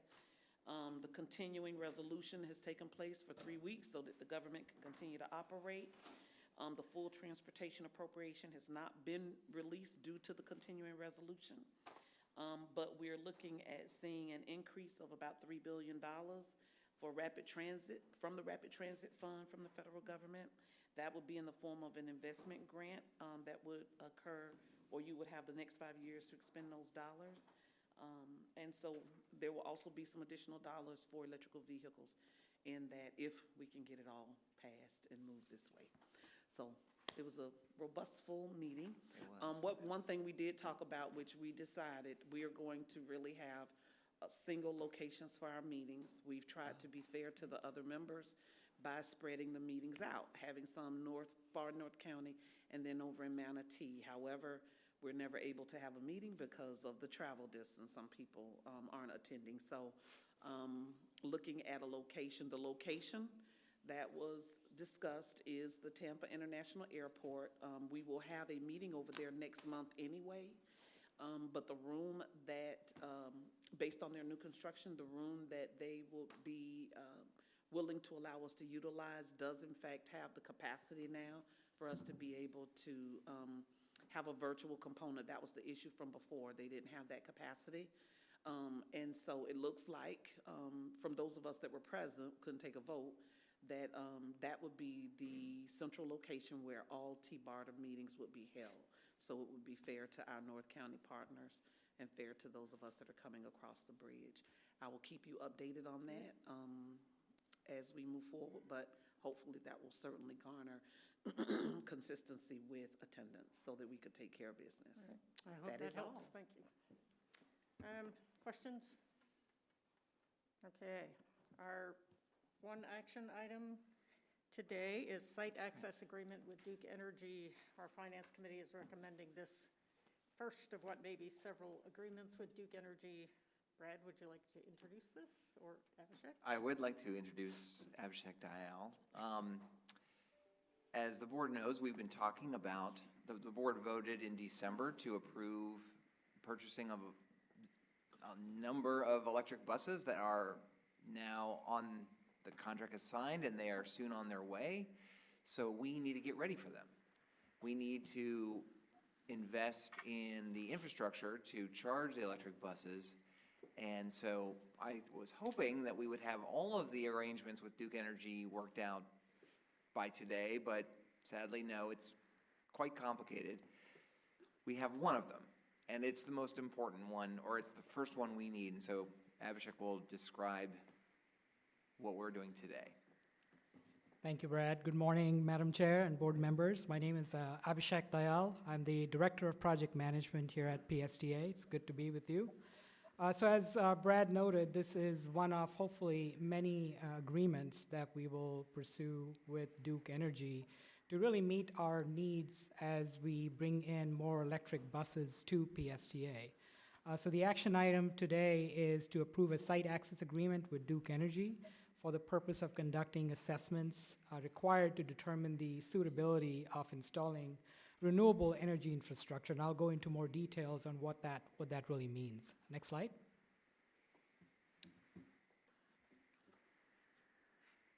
Next slide, yeah, thank you.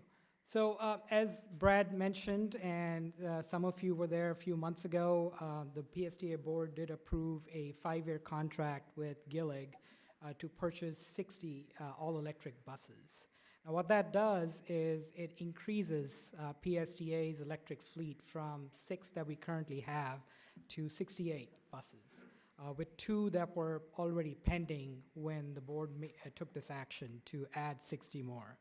So all in all, we're getting 68 all-electric buses, and this requires additional electrical infrastructure to support those buses coming in. And that includes not only the EV chargers to charge those buses, but also upgrading our electrical infrastructure at PSTA. That includes switchgears, it includes potentially building a utility room, upgrading our transformer, and so on. Next slide. So this graph here actually shows how our electric fleet is growing over time. Just taking back a few years, we started off with the all-electric journey, essentially, back in 2018, with only 2 all-electric buses. And as we get into 2024, we're expecting 20 buses to be at PSTA. That jumps to 32 in 25, 44, 56 in 27, and 2028 we will have 68 all-electric buses. I should also note that the first batch of the 12 buses or 14 buses that are coming in, they're actually going to be here by 2023. We will have them deployed in 2024, and that's why you see that shown in the year 2024. Next slide. And what that also means is as our buses are coming in, our electrical usage will go up, consistent with how the buses are coming in. So this graphic again shows how our electric usage that has relatively stayed flat over the past few years will jump fairly significantly as the buses start coming in. You'll notice the 2 colors on this graph. The blue color is for the administrative operations use, all the lights, air conditioning, all the normal day-to-day operations. The electrical usage is in the blue color, which stays relatively flat across 2028. The orange color is where the difference is because of all the electric buses coming in. And so that's the part that you can notice jumps very significantly from 2024 onwards. Next slide. So as part of our discussions with Duke, we are going to require electric infrastructure, charging infrastructure to charge those buses to accommodate those growing electric fleet. So this contract with Duke Energy that I'm presenting to you today is for them to conduct some inspections, some suitability assessment to accommodate this growing power needs. And then that could also include some other potential renewable energy installations down the road, such as solar panels, potentially being applied in phases to offset as our energy needs grow over time. We did have a fairly robust conversation during the Finance Committee, and we did talk about the contractual terms with Duke. And essentially, this is a zero cost agreement with us if we do move forward with Duke to upgrade our electrical infrastructure. If for some reason we decide not to move forward with Duke on the electrical infrastructure, then there is a termination clause for which we would have to pay $100,000 for the work that Duke performed as part of the inspection. So I just wanted to make that clear. Next slide. So among some of the other things that we are looking to explore with Duke is the assessment of the suitability of installing renewable energy for increased all-electric fleet. And then also long-term strategies for deployment of renewable energy. Now we understand that the first item was for the 60 buses to come in by 2028. But that's not where our journey stops. We will continue to expand on our all-electric fleet. So we would need to look at more sustainable way of powering our buses as we move forward into the all-electric buses. So that's something we will also be exploring with Duke Energy as part of this relationship. So again, the site access agreement for Duke is to perform inspections and assessments to determine the suitability of installing renewable energy infrastructure.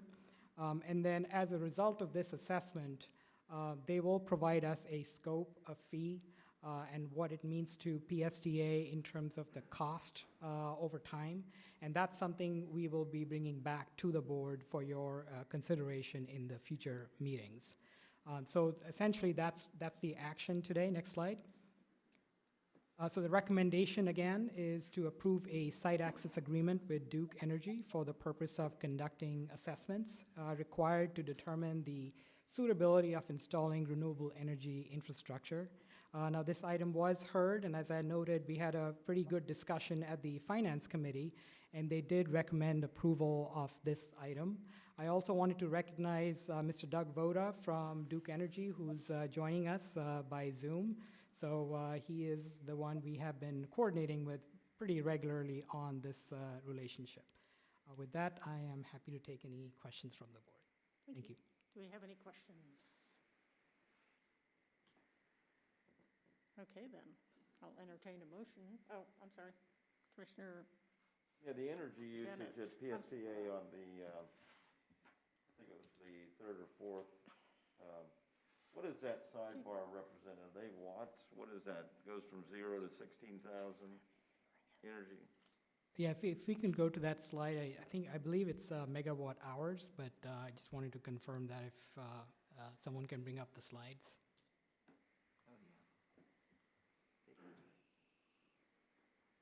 Julie, could you bring up the slide, please? Yes, next slide.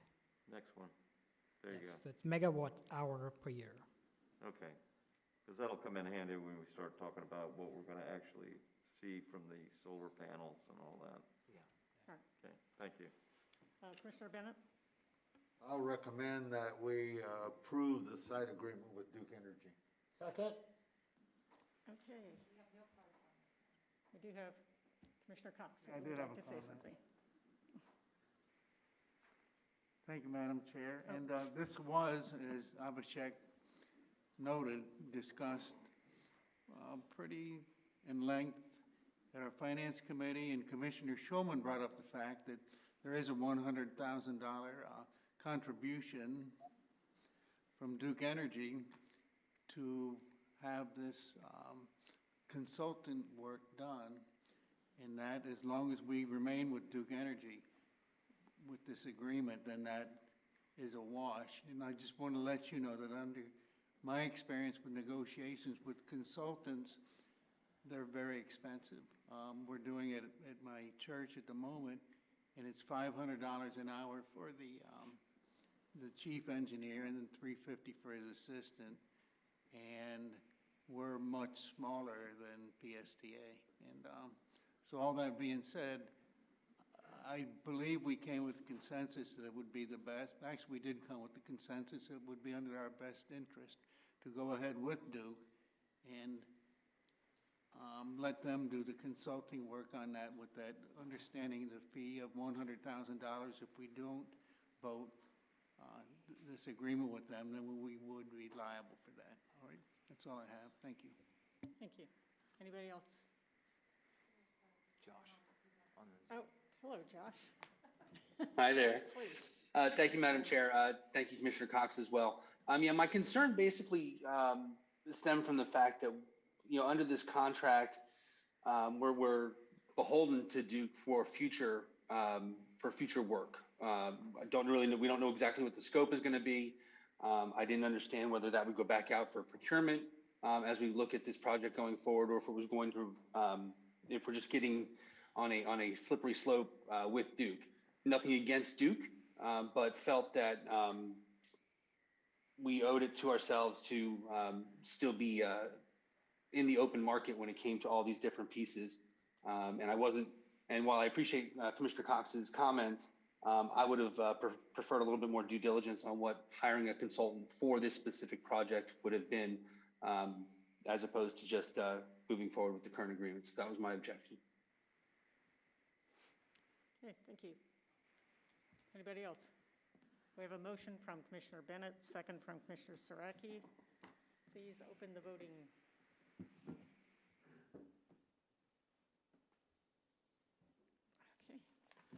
Okay. That is unanimous, is it? Mr. Schulman.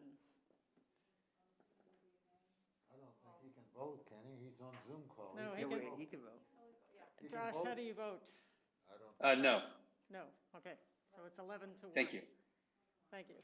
Thank you. All right, information items. PSTA's Sustainable Strategic Plan Progress Update.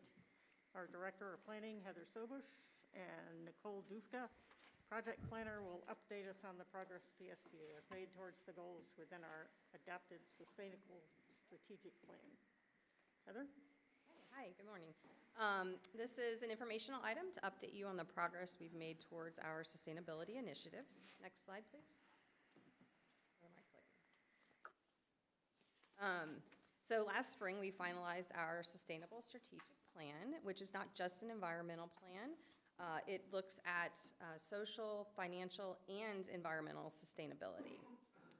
It's important that we consider all of these areas to be truly sustainable, and we call these areas healthy communities and workforce, economic vitality, and environmental sustainability.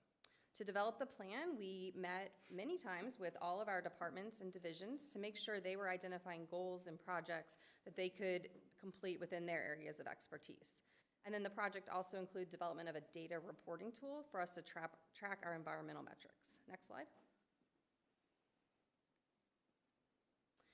The chapters in the plan are arranged by these triple bottom line areas. And so you'll see here column one, the first column is healthy communities and workforce. To have a healthy workforce means that our employees feel like they belong here at PSTA, that they have the tools to do their jobs well, and that they have opportunities for growth and training. We also have a lot of diversity, equity, and inclusion initiatives, and these center around training, hiring practices, and other initiatives. And then in terms of community engagement and customer service, we want to make sure that we are engaging with our community, that we know what they need, and that we can help address what they need. And then finally, our community benefits by our efforts to improve safety and security as well as resiliency. The next column is economic vitality, and this looks at efficient operation of services and then mobility programs such as our on-demand rideshare programs. We also, again, want to be efficient operationally, and then we also want to not just have service projects, but capital projects that address what our community needs and our customer experience. And then finally, environmental sustainability includes efforts to conserve energy and water and to reduce waste and greenhouse gas emissions. Next slide. So the national focus on diversity, equity, inclusion was not lost on us here at PSTA. You will see here a number of initiatives we implemented just in the past year in this area, and this includes developing a DEI council, a mission statement, and guiding principles that tell us all here at PSTA what it means to be inclusive. We've implemented agency-wide DEI training, and then all of our scorecards, our department and individual scorecards include DEI and other sustainability goals. Finally, we want to make sure we're also showing the community what DEI means to us, and we want to support our local minority businesses. And we do this through our growing DBE program, where we not only met our goal, but exceeded it. Next slide. Oh, I keep clicking. So healthy communities and workforce includes community engagement, customer service, and workforce training. And so some highlights here include our Reach St. Pete partnership, which you heard about today, and there's also a ribbon cutting tomorrow, and then our UPass program with Pinellas County Schools. Next slide. In terms of workforce training and wellness, we implemented last year a LinkedIn Learning program where we have learning challenges, and all employees are offered opportunities to do training both related to their areas of work and on their own time for other interests. We had a number of wellness challenges with a really good participation. And then on the customer service side, we implemented our fare capping through Flamingo, and then we added third-party translation services, which we are implementing currently. Next slide. Economic vitality projects, our biggest one is our Sunrunner BRT. We want to continue to add premium transit services. And then we want to look at the capital side of things as well, so that we can improve the customer experience. And a great example of this was the recent completion of our Skyway Marina District Shelter Match Program. This was a match program with the City of St. Pete to help the community achieve some of their revitalization goals, and resulted in 12 new blue PSTA shelters out in the Skyway Marina District. Next slide. And then, of course, we continue to improve on our environmental sustainability. The biggest area here is the continuous addition of new electric buses into our fleet, which will help us reduce our greenhouse gas emissions. And then we also had maybe a smaller impact project, but still important, to convert all of our lighting to LEDs, and then the solar project you just heard about. Next slide. I'll now hand it over to Nicole, who will walk you through our data trends and our reporting tool. Hello, good morning, Madam Chair, board members. My name is Nicole Dufa, project planner, and as Heather mentioned, I am here today very excitedly to share with you the status of our environmental metrics that we've been tracking over the last actually many years. And so you heard just now from Heather about how PSTA is sustainable in all areas of our agency, whether it's within the communities that we serve, internally within our workforce, financially, as well as environmentally. And so one of the ways that we are accountable to that commitment is through our partnership or our commitment to APTA's sustainability program.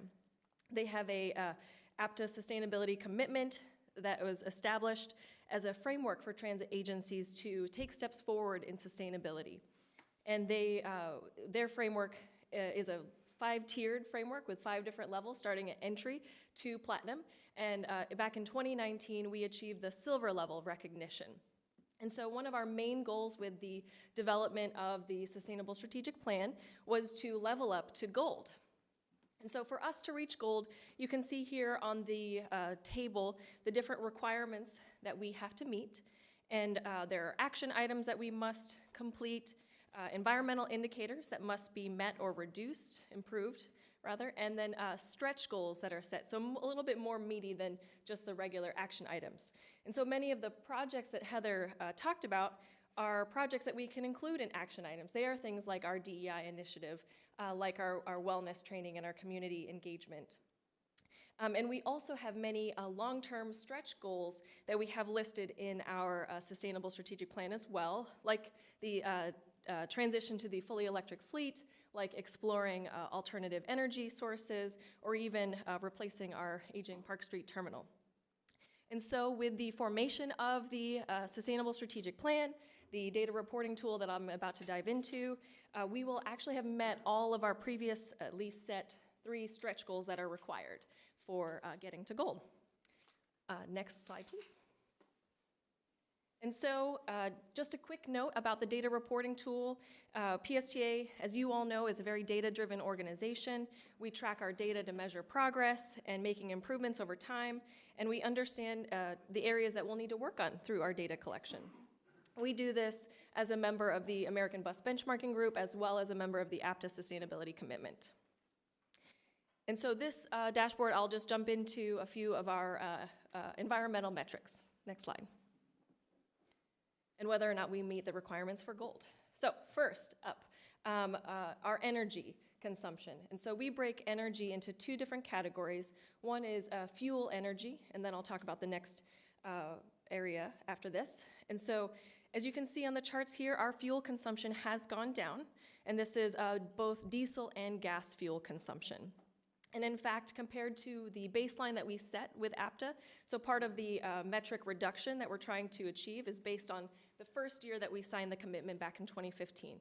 And so per this data that we have here, we have about a 15% reduction from our baseline data that for our fuel consumption. And so we're on a really good track, and it's important to note that this is also aided by the transition to electric vehicles and possibly some pandemic effects, although with the furthering of our fleet, we do expect this to maintain its decrease. Next slide. And the other flip side of energy is electricity consumption and natural gas consumption. And it has also reduced from our baseline set in 2015. And the electricity and natural gas power this facility here, our main campus, all of our terminals. They charge our electric buses, and the natural gas that we use at PSTA is for heating purposes. And so you can see that we have gone up slightly in 20 and 21, very similar to the increase in energy that you might have seen on Abhishek's presentation about the addition of the 4 electric vehicles back in 2020. And so while the small projects like our LED light conversion is really important, they'll have a small impact compared to the larger energy consumption by our electric buses. And so it's really important that we, as we scale up our fleet, we continue to that exploration of solar energy as a way to offset that increase in consumption. Next slide. Just a quick note about water. It has decreased just about 10% since 2015, so we're on a great track there. Next slide. And then for our waste, we also break our waste up into 2 different categories where we are able to source where our waste is generated. One is here at PSTA's main campus, and then the other is at all of our bus stops, terminals, so everywhere out in the county. So we have waste management that picks up here, and Pinellas County Solid Waste that picks up out in the community. And so you can see that we have had a pretty significant increase in our waste that has generated, especially in the last 2 years. And so we really attribute that. We saw a huge increase in waste at PSTA bus stops. So while we were managed to reduce our waste here on campus, we have seen an increase in waste across the county, increasing at our bus stops, at our terminals, and we attribute this to the growing amount of cleaning supplies as well as takeout containers. I know Commissioner Figg-Sanders is well aware of the waste cleanup efforts that are going out in our community with the amount of trash that has happened as a result of the pandemic. And so this is something that's really important to us to combat this increase in waste. And so one of our major initiatives moving forward will be to see how much we can divert into recycling efforts. We do not currently recycle at PSTA terminals or on our buses. And so that's an area we'd like to explore to see how we can make a greater impact in that area.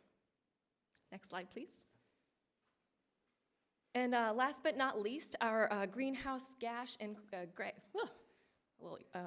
greenhouse gas and criteria air pollutant emissions. And so while the transition to fully electric buses is underway, we are still emitting slightly about 5% more greenhouse gas emissions than we did in our baseline.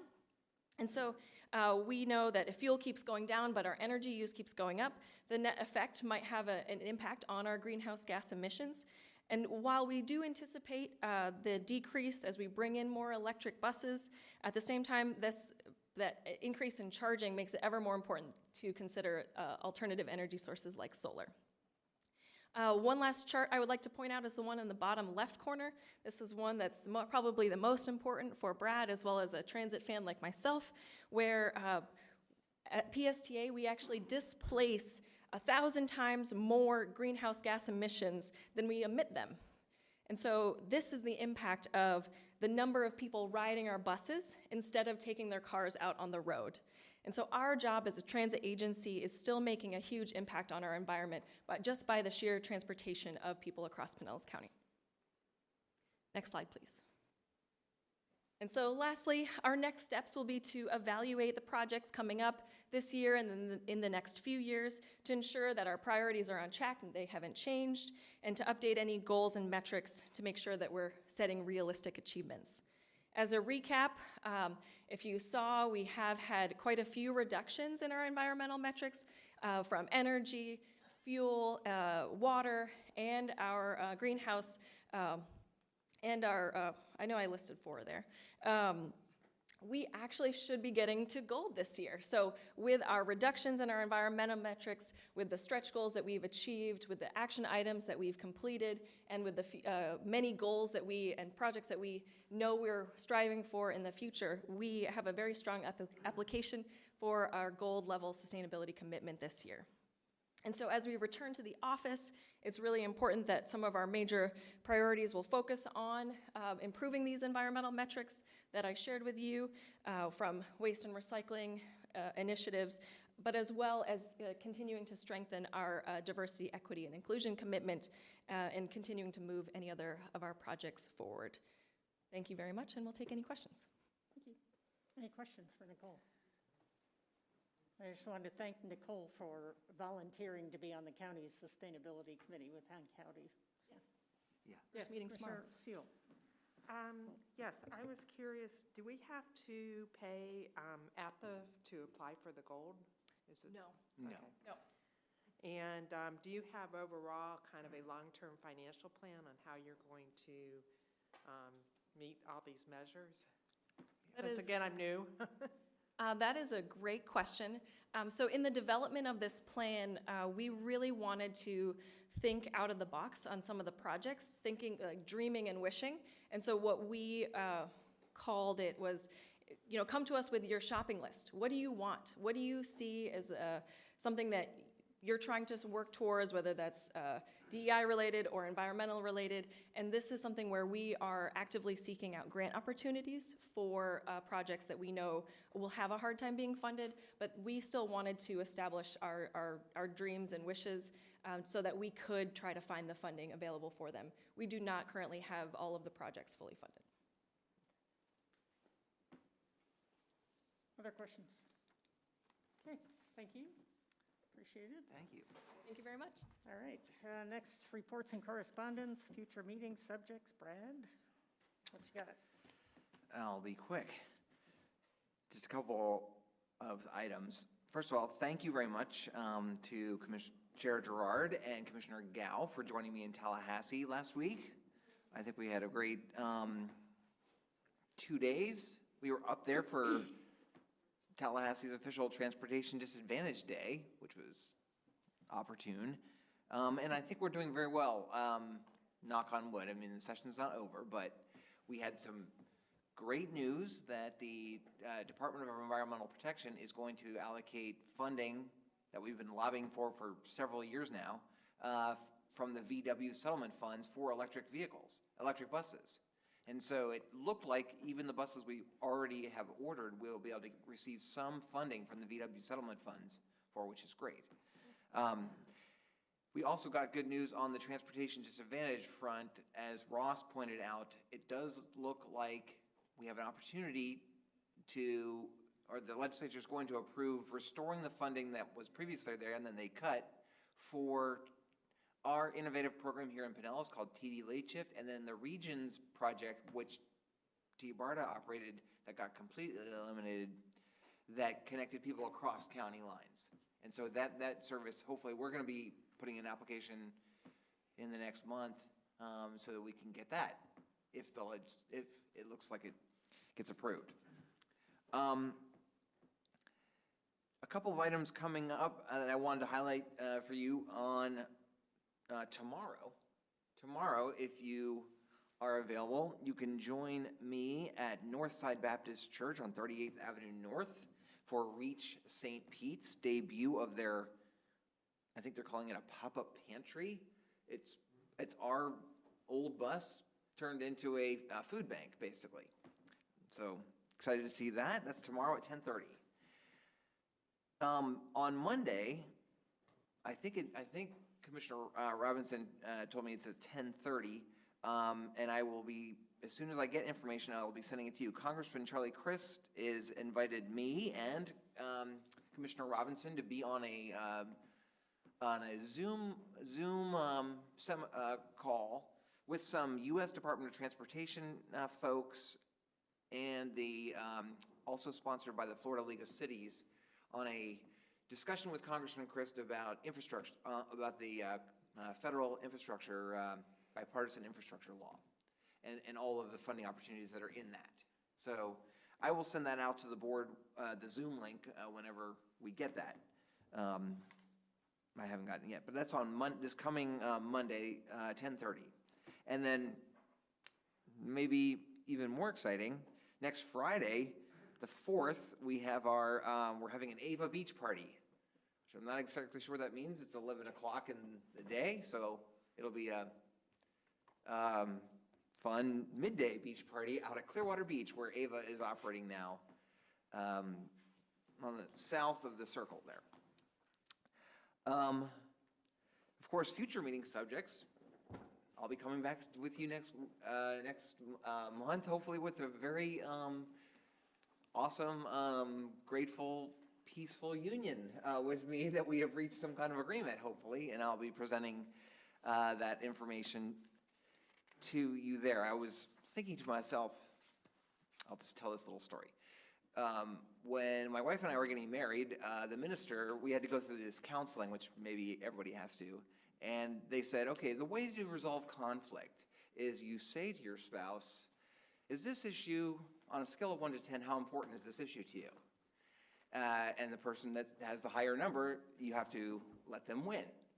And so ever since I've been married, which is now for 27 years, my wife has said it's a 10 on everything, and I might say it's a 3. And so I felt like this was a little bit like this meeting. I have some experience with this because the the equity piece that we heard at the beginning and then the environmental piece at the end are very high on my priority list. And then, obviously, we heard from our workforce that they need to be considered a 10 as well. And so I want to recognize that. I think that is it. I want to wish several of our board members good luck in their upcoming elections. I think we have Commissioner Albritton and Saraki. Best of luck, and we'll see you next month. Thank you. Anybody? Positive thinking. Yes. Right. Love that positive thinking. Commissioner Cox. Okay, so Gotcha. thank you, Madam Chair, number one. And this is under board member comments. Right. And we heard a lot today from our union members. We also heard a very important piece from one of our clients that rides our paratransit system, the Lois Young. And friends, as you know, we've undergone a change with our IT service and our dispatch system with a company called Spare Labs now. And unfortunately, we're having some issues with this, which were reflected in what this young lady said, that anybody that misses a dialysis trip is very, very susceptible, more so than any of us are, like missing a dental appointment or something like that. And this it's been ongoing. You can note in the packet here today also that in our January operating statistics, that the complaints for the access, PSTA access, which uses a Spare Labs for the dispatch system, are up 1,576.8% over last year. And again, Mr. Miller and I have had this conversation, and it is because of it's a new system. But unfortunately, this new system is not working. The company that that does our transportation now, First Transit, has no ability to maneuver this system. The route is fixed the day before, and that's it. And well, with dialysis, people can not be ready. And then what will happen, they'll make a phone call, the dialysis unit will make a phone call, now so-and-so's ready. And it's been the case in some times where they say, well, it may be up to 4 hours before a pickup. That's unacceptable. That's truly unacceptable. So what I'm asking, not to belabor a point, everything is fixable. And I would like to have an ad hoc committee, a special committee, get together soon and discuss this with the principals, which would be First Transit, it would be the folks from Spare Lab, and it would be our staff, our PSTA staff. And I'd like several of our board members to participate. And I would like it to be, well, let's not even get that far right now. I want to ask our legal counsel, Ms. Day, how do we go about having like a special meeting, a special committee meeting? What's the procedure? Let me ask that. For which committee to hold a special? Well, it'd be mostly be coming from finance. Or you're saying to create an ad hoc Yeah, committee? create an ad hoc, exactly. I'm pulling up your rules now to be sure that but it would be I believe that your current rules may address the board's ability to create ad hoc committees and the special acts, so I can report back on that at your next meeting if you would like, because I don't have those right up in front of me. Okay, or if sooner if possible, but. I can send out an email to the whole board. Thank you very much. Yeah, I'm not sure that it's appropriate for board members to get into procedural discussions about what's happening. I certainly have no expertise in terms of what this company does. Mm-hmm.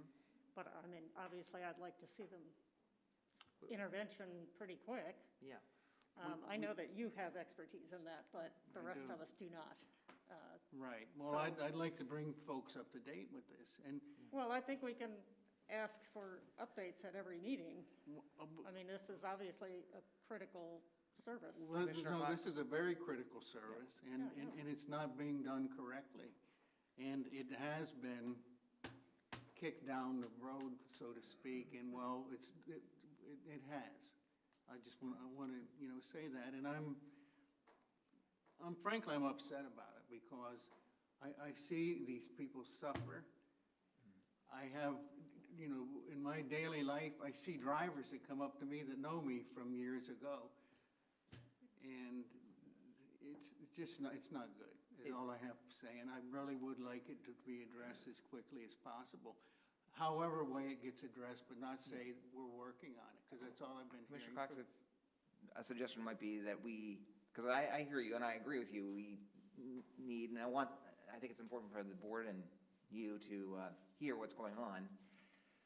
How about I just work to see if I can invite all those important stakeholders that you just identified to maybe the next planning or finance committee, and we just have a discussion, and they're here too, like First Transit and Spare and all those.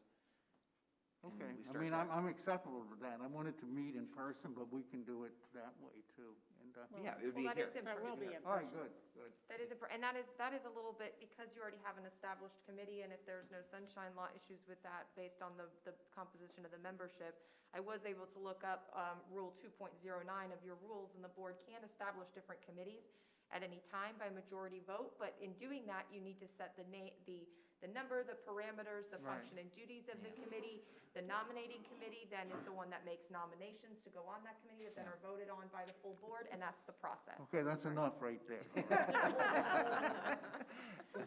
I am more than willing to have the planning committee take a look at this. Thank you so much, Ms. Legal Expert, I appreciate it. Well, I'm happy, I always want to get you all the information that you need, so truly I do appreciate it. I'm glad with this continued discussion, it allowed me to look it up for you. I think any of us can come to the planning committee meeting, which That's is when? Do we know? Wednesday before the board meeting. So it would be the. Okay. If you can send that out. To everybody, yeah, we will. The 23rd of March is when that will be, and we'll see if we can get all the different players there too. Very well, thank you, I appreciate it. Commissioner Schulman. Thank you, Madam Chair, and as the chair of the planning committee, I'm pleased to host that meeting. I did want to point out two things that were on the January operating statistics, one of which Mr. Cox just pointed out. But I know that our ridership is down 20% year over year, and in the past we've been given some historical context, or not historical, but national context, as to how that is playing out across the board. So to help us understand, is this something that we're experiencing locally, a phenomenon that we can fix or work on, or is it part of larger national trends that are just more systemic? And so that information is missing to kind of give us a little bit of perspective on what this is. And so I'd like to try to see some of that information come back into our reporting so that we know if that's something we need to address. That's a good idea. And then actually the second item was the number of complaints on access, and obviously Commissioner Cox is much more in the know as to what these what's going on there. What surprises me is that with a jump of 1,500%, is that wasn't made more of a more official reporting. That it was just, here's the number, let's move on. I would have preferred to have seen that brought to our attention as opposed to us finding it and then bringing it up. I don't think things are solved unless we can put our fingers on the problem. So I appreciate that we're going to be looking at that and bringing parties together to discuss ways to make that better. But we also need to address what sort of items get promoted to the board level and presented to us as items of growing concern. And 1,500% is an item of extreme growing concern. So I just wanted to share that. Thank you. Thank you. Appreciate that. Anything else? Okay, we are adjourned. Thank you. Good.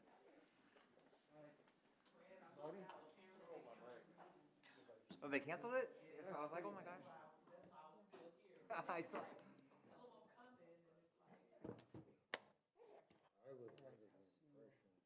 Call you, I'll text you. Hey, I'll text you.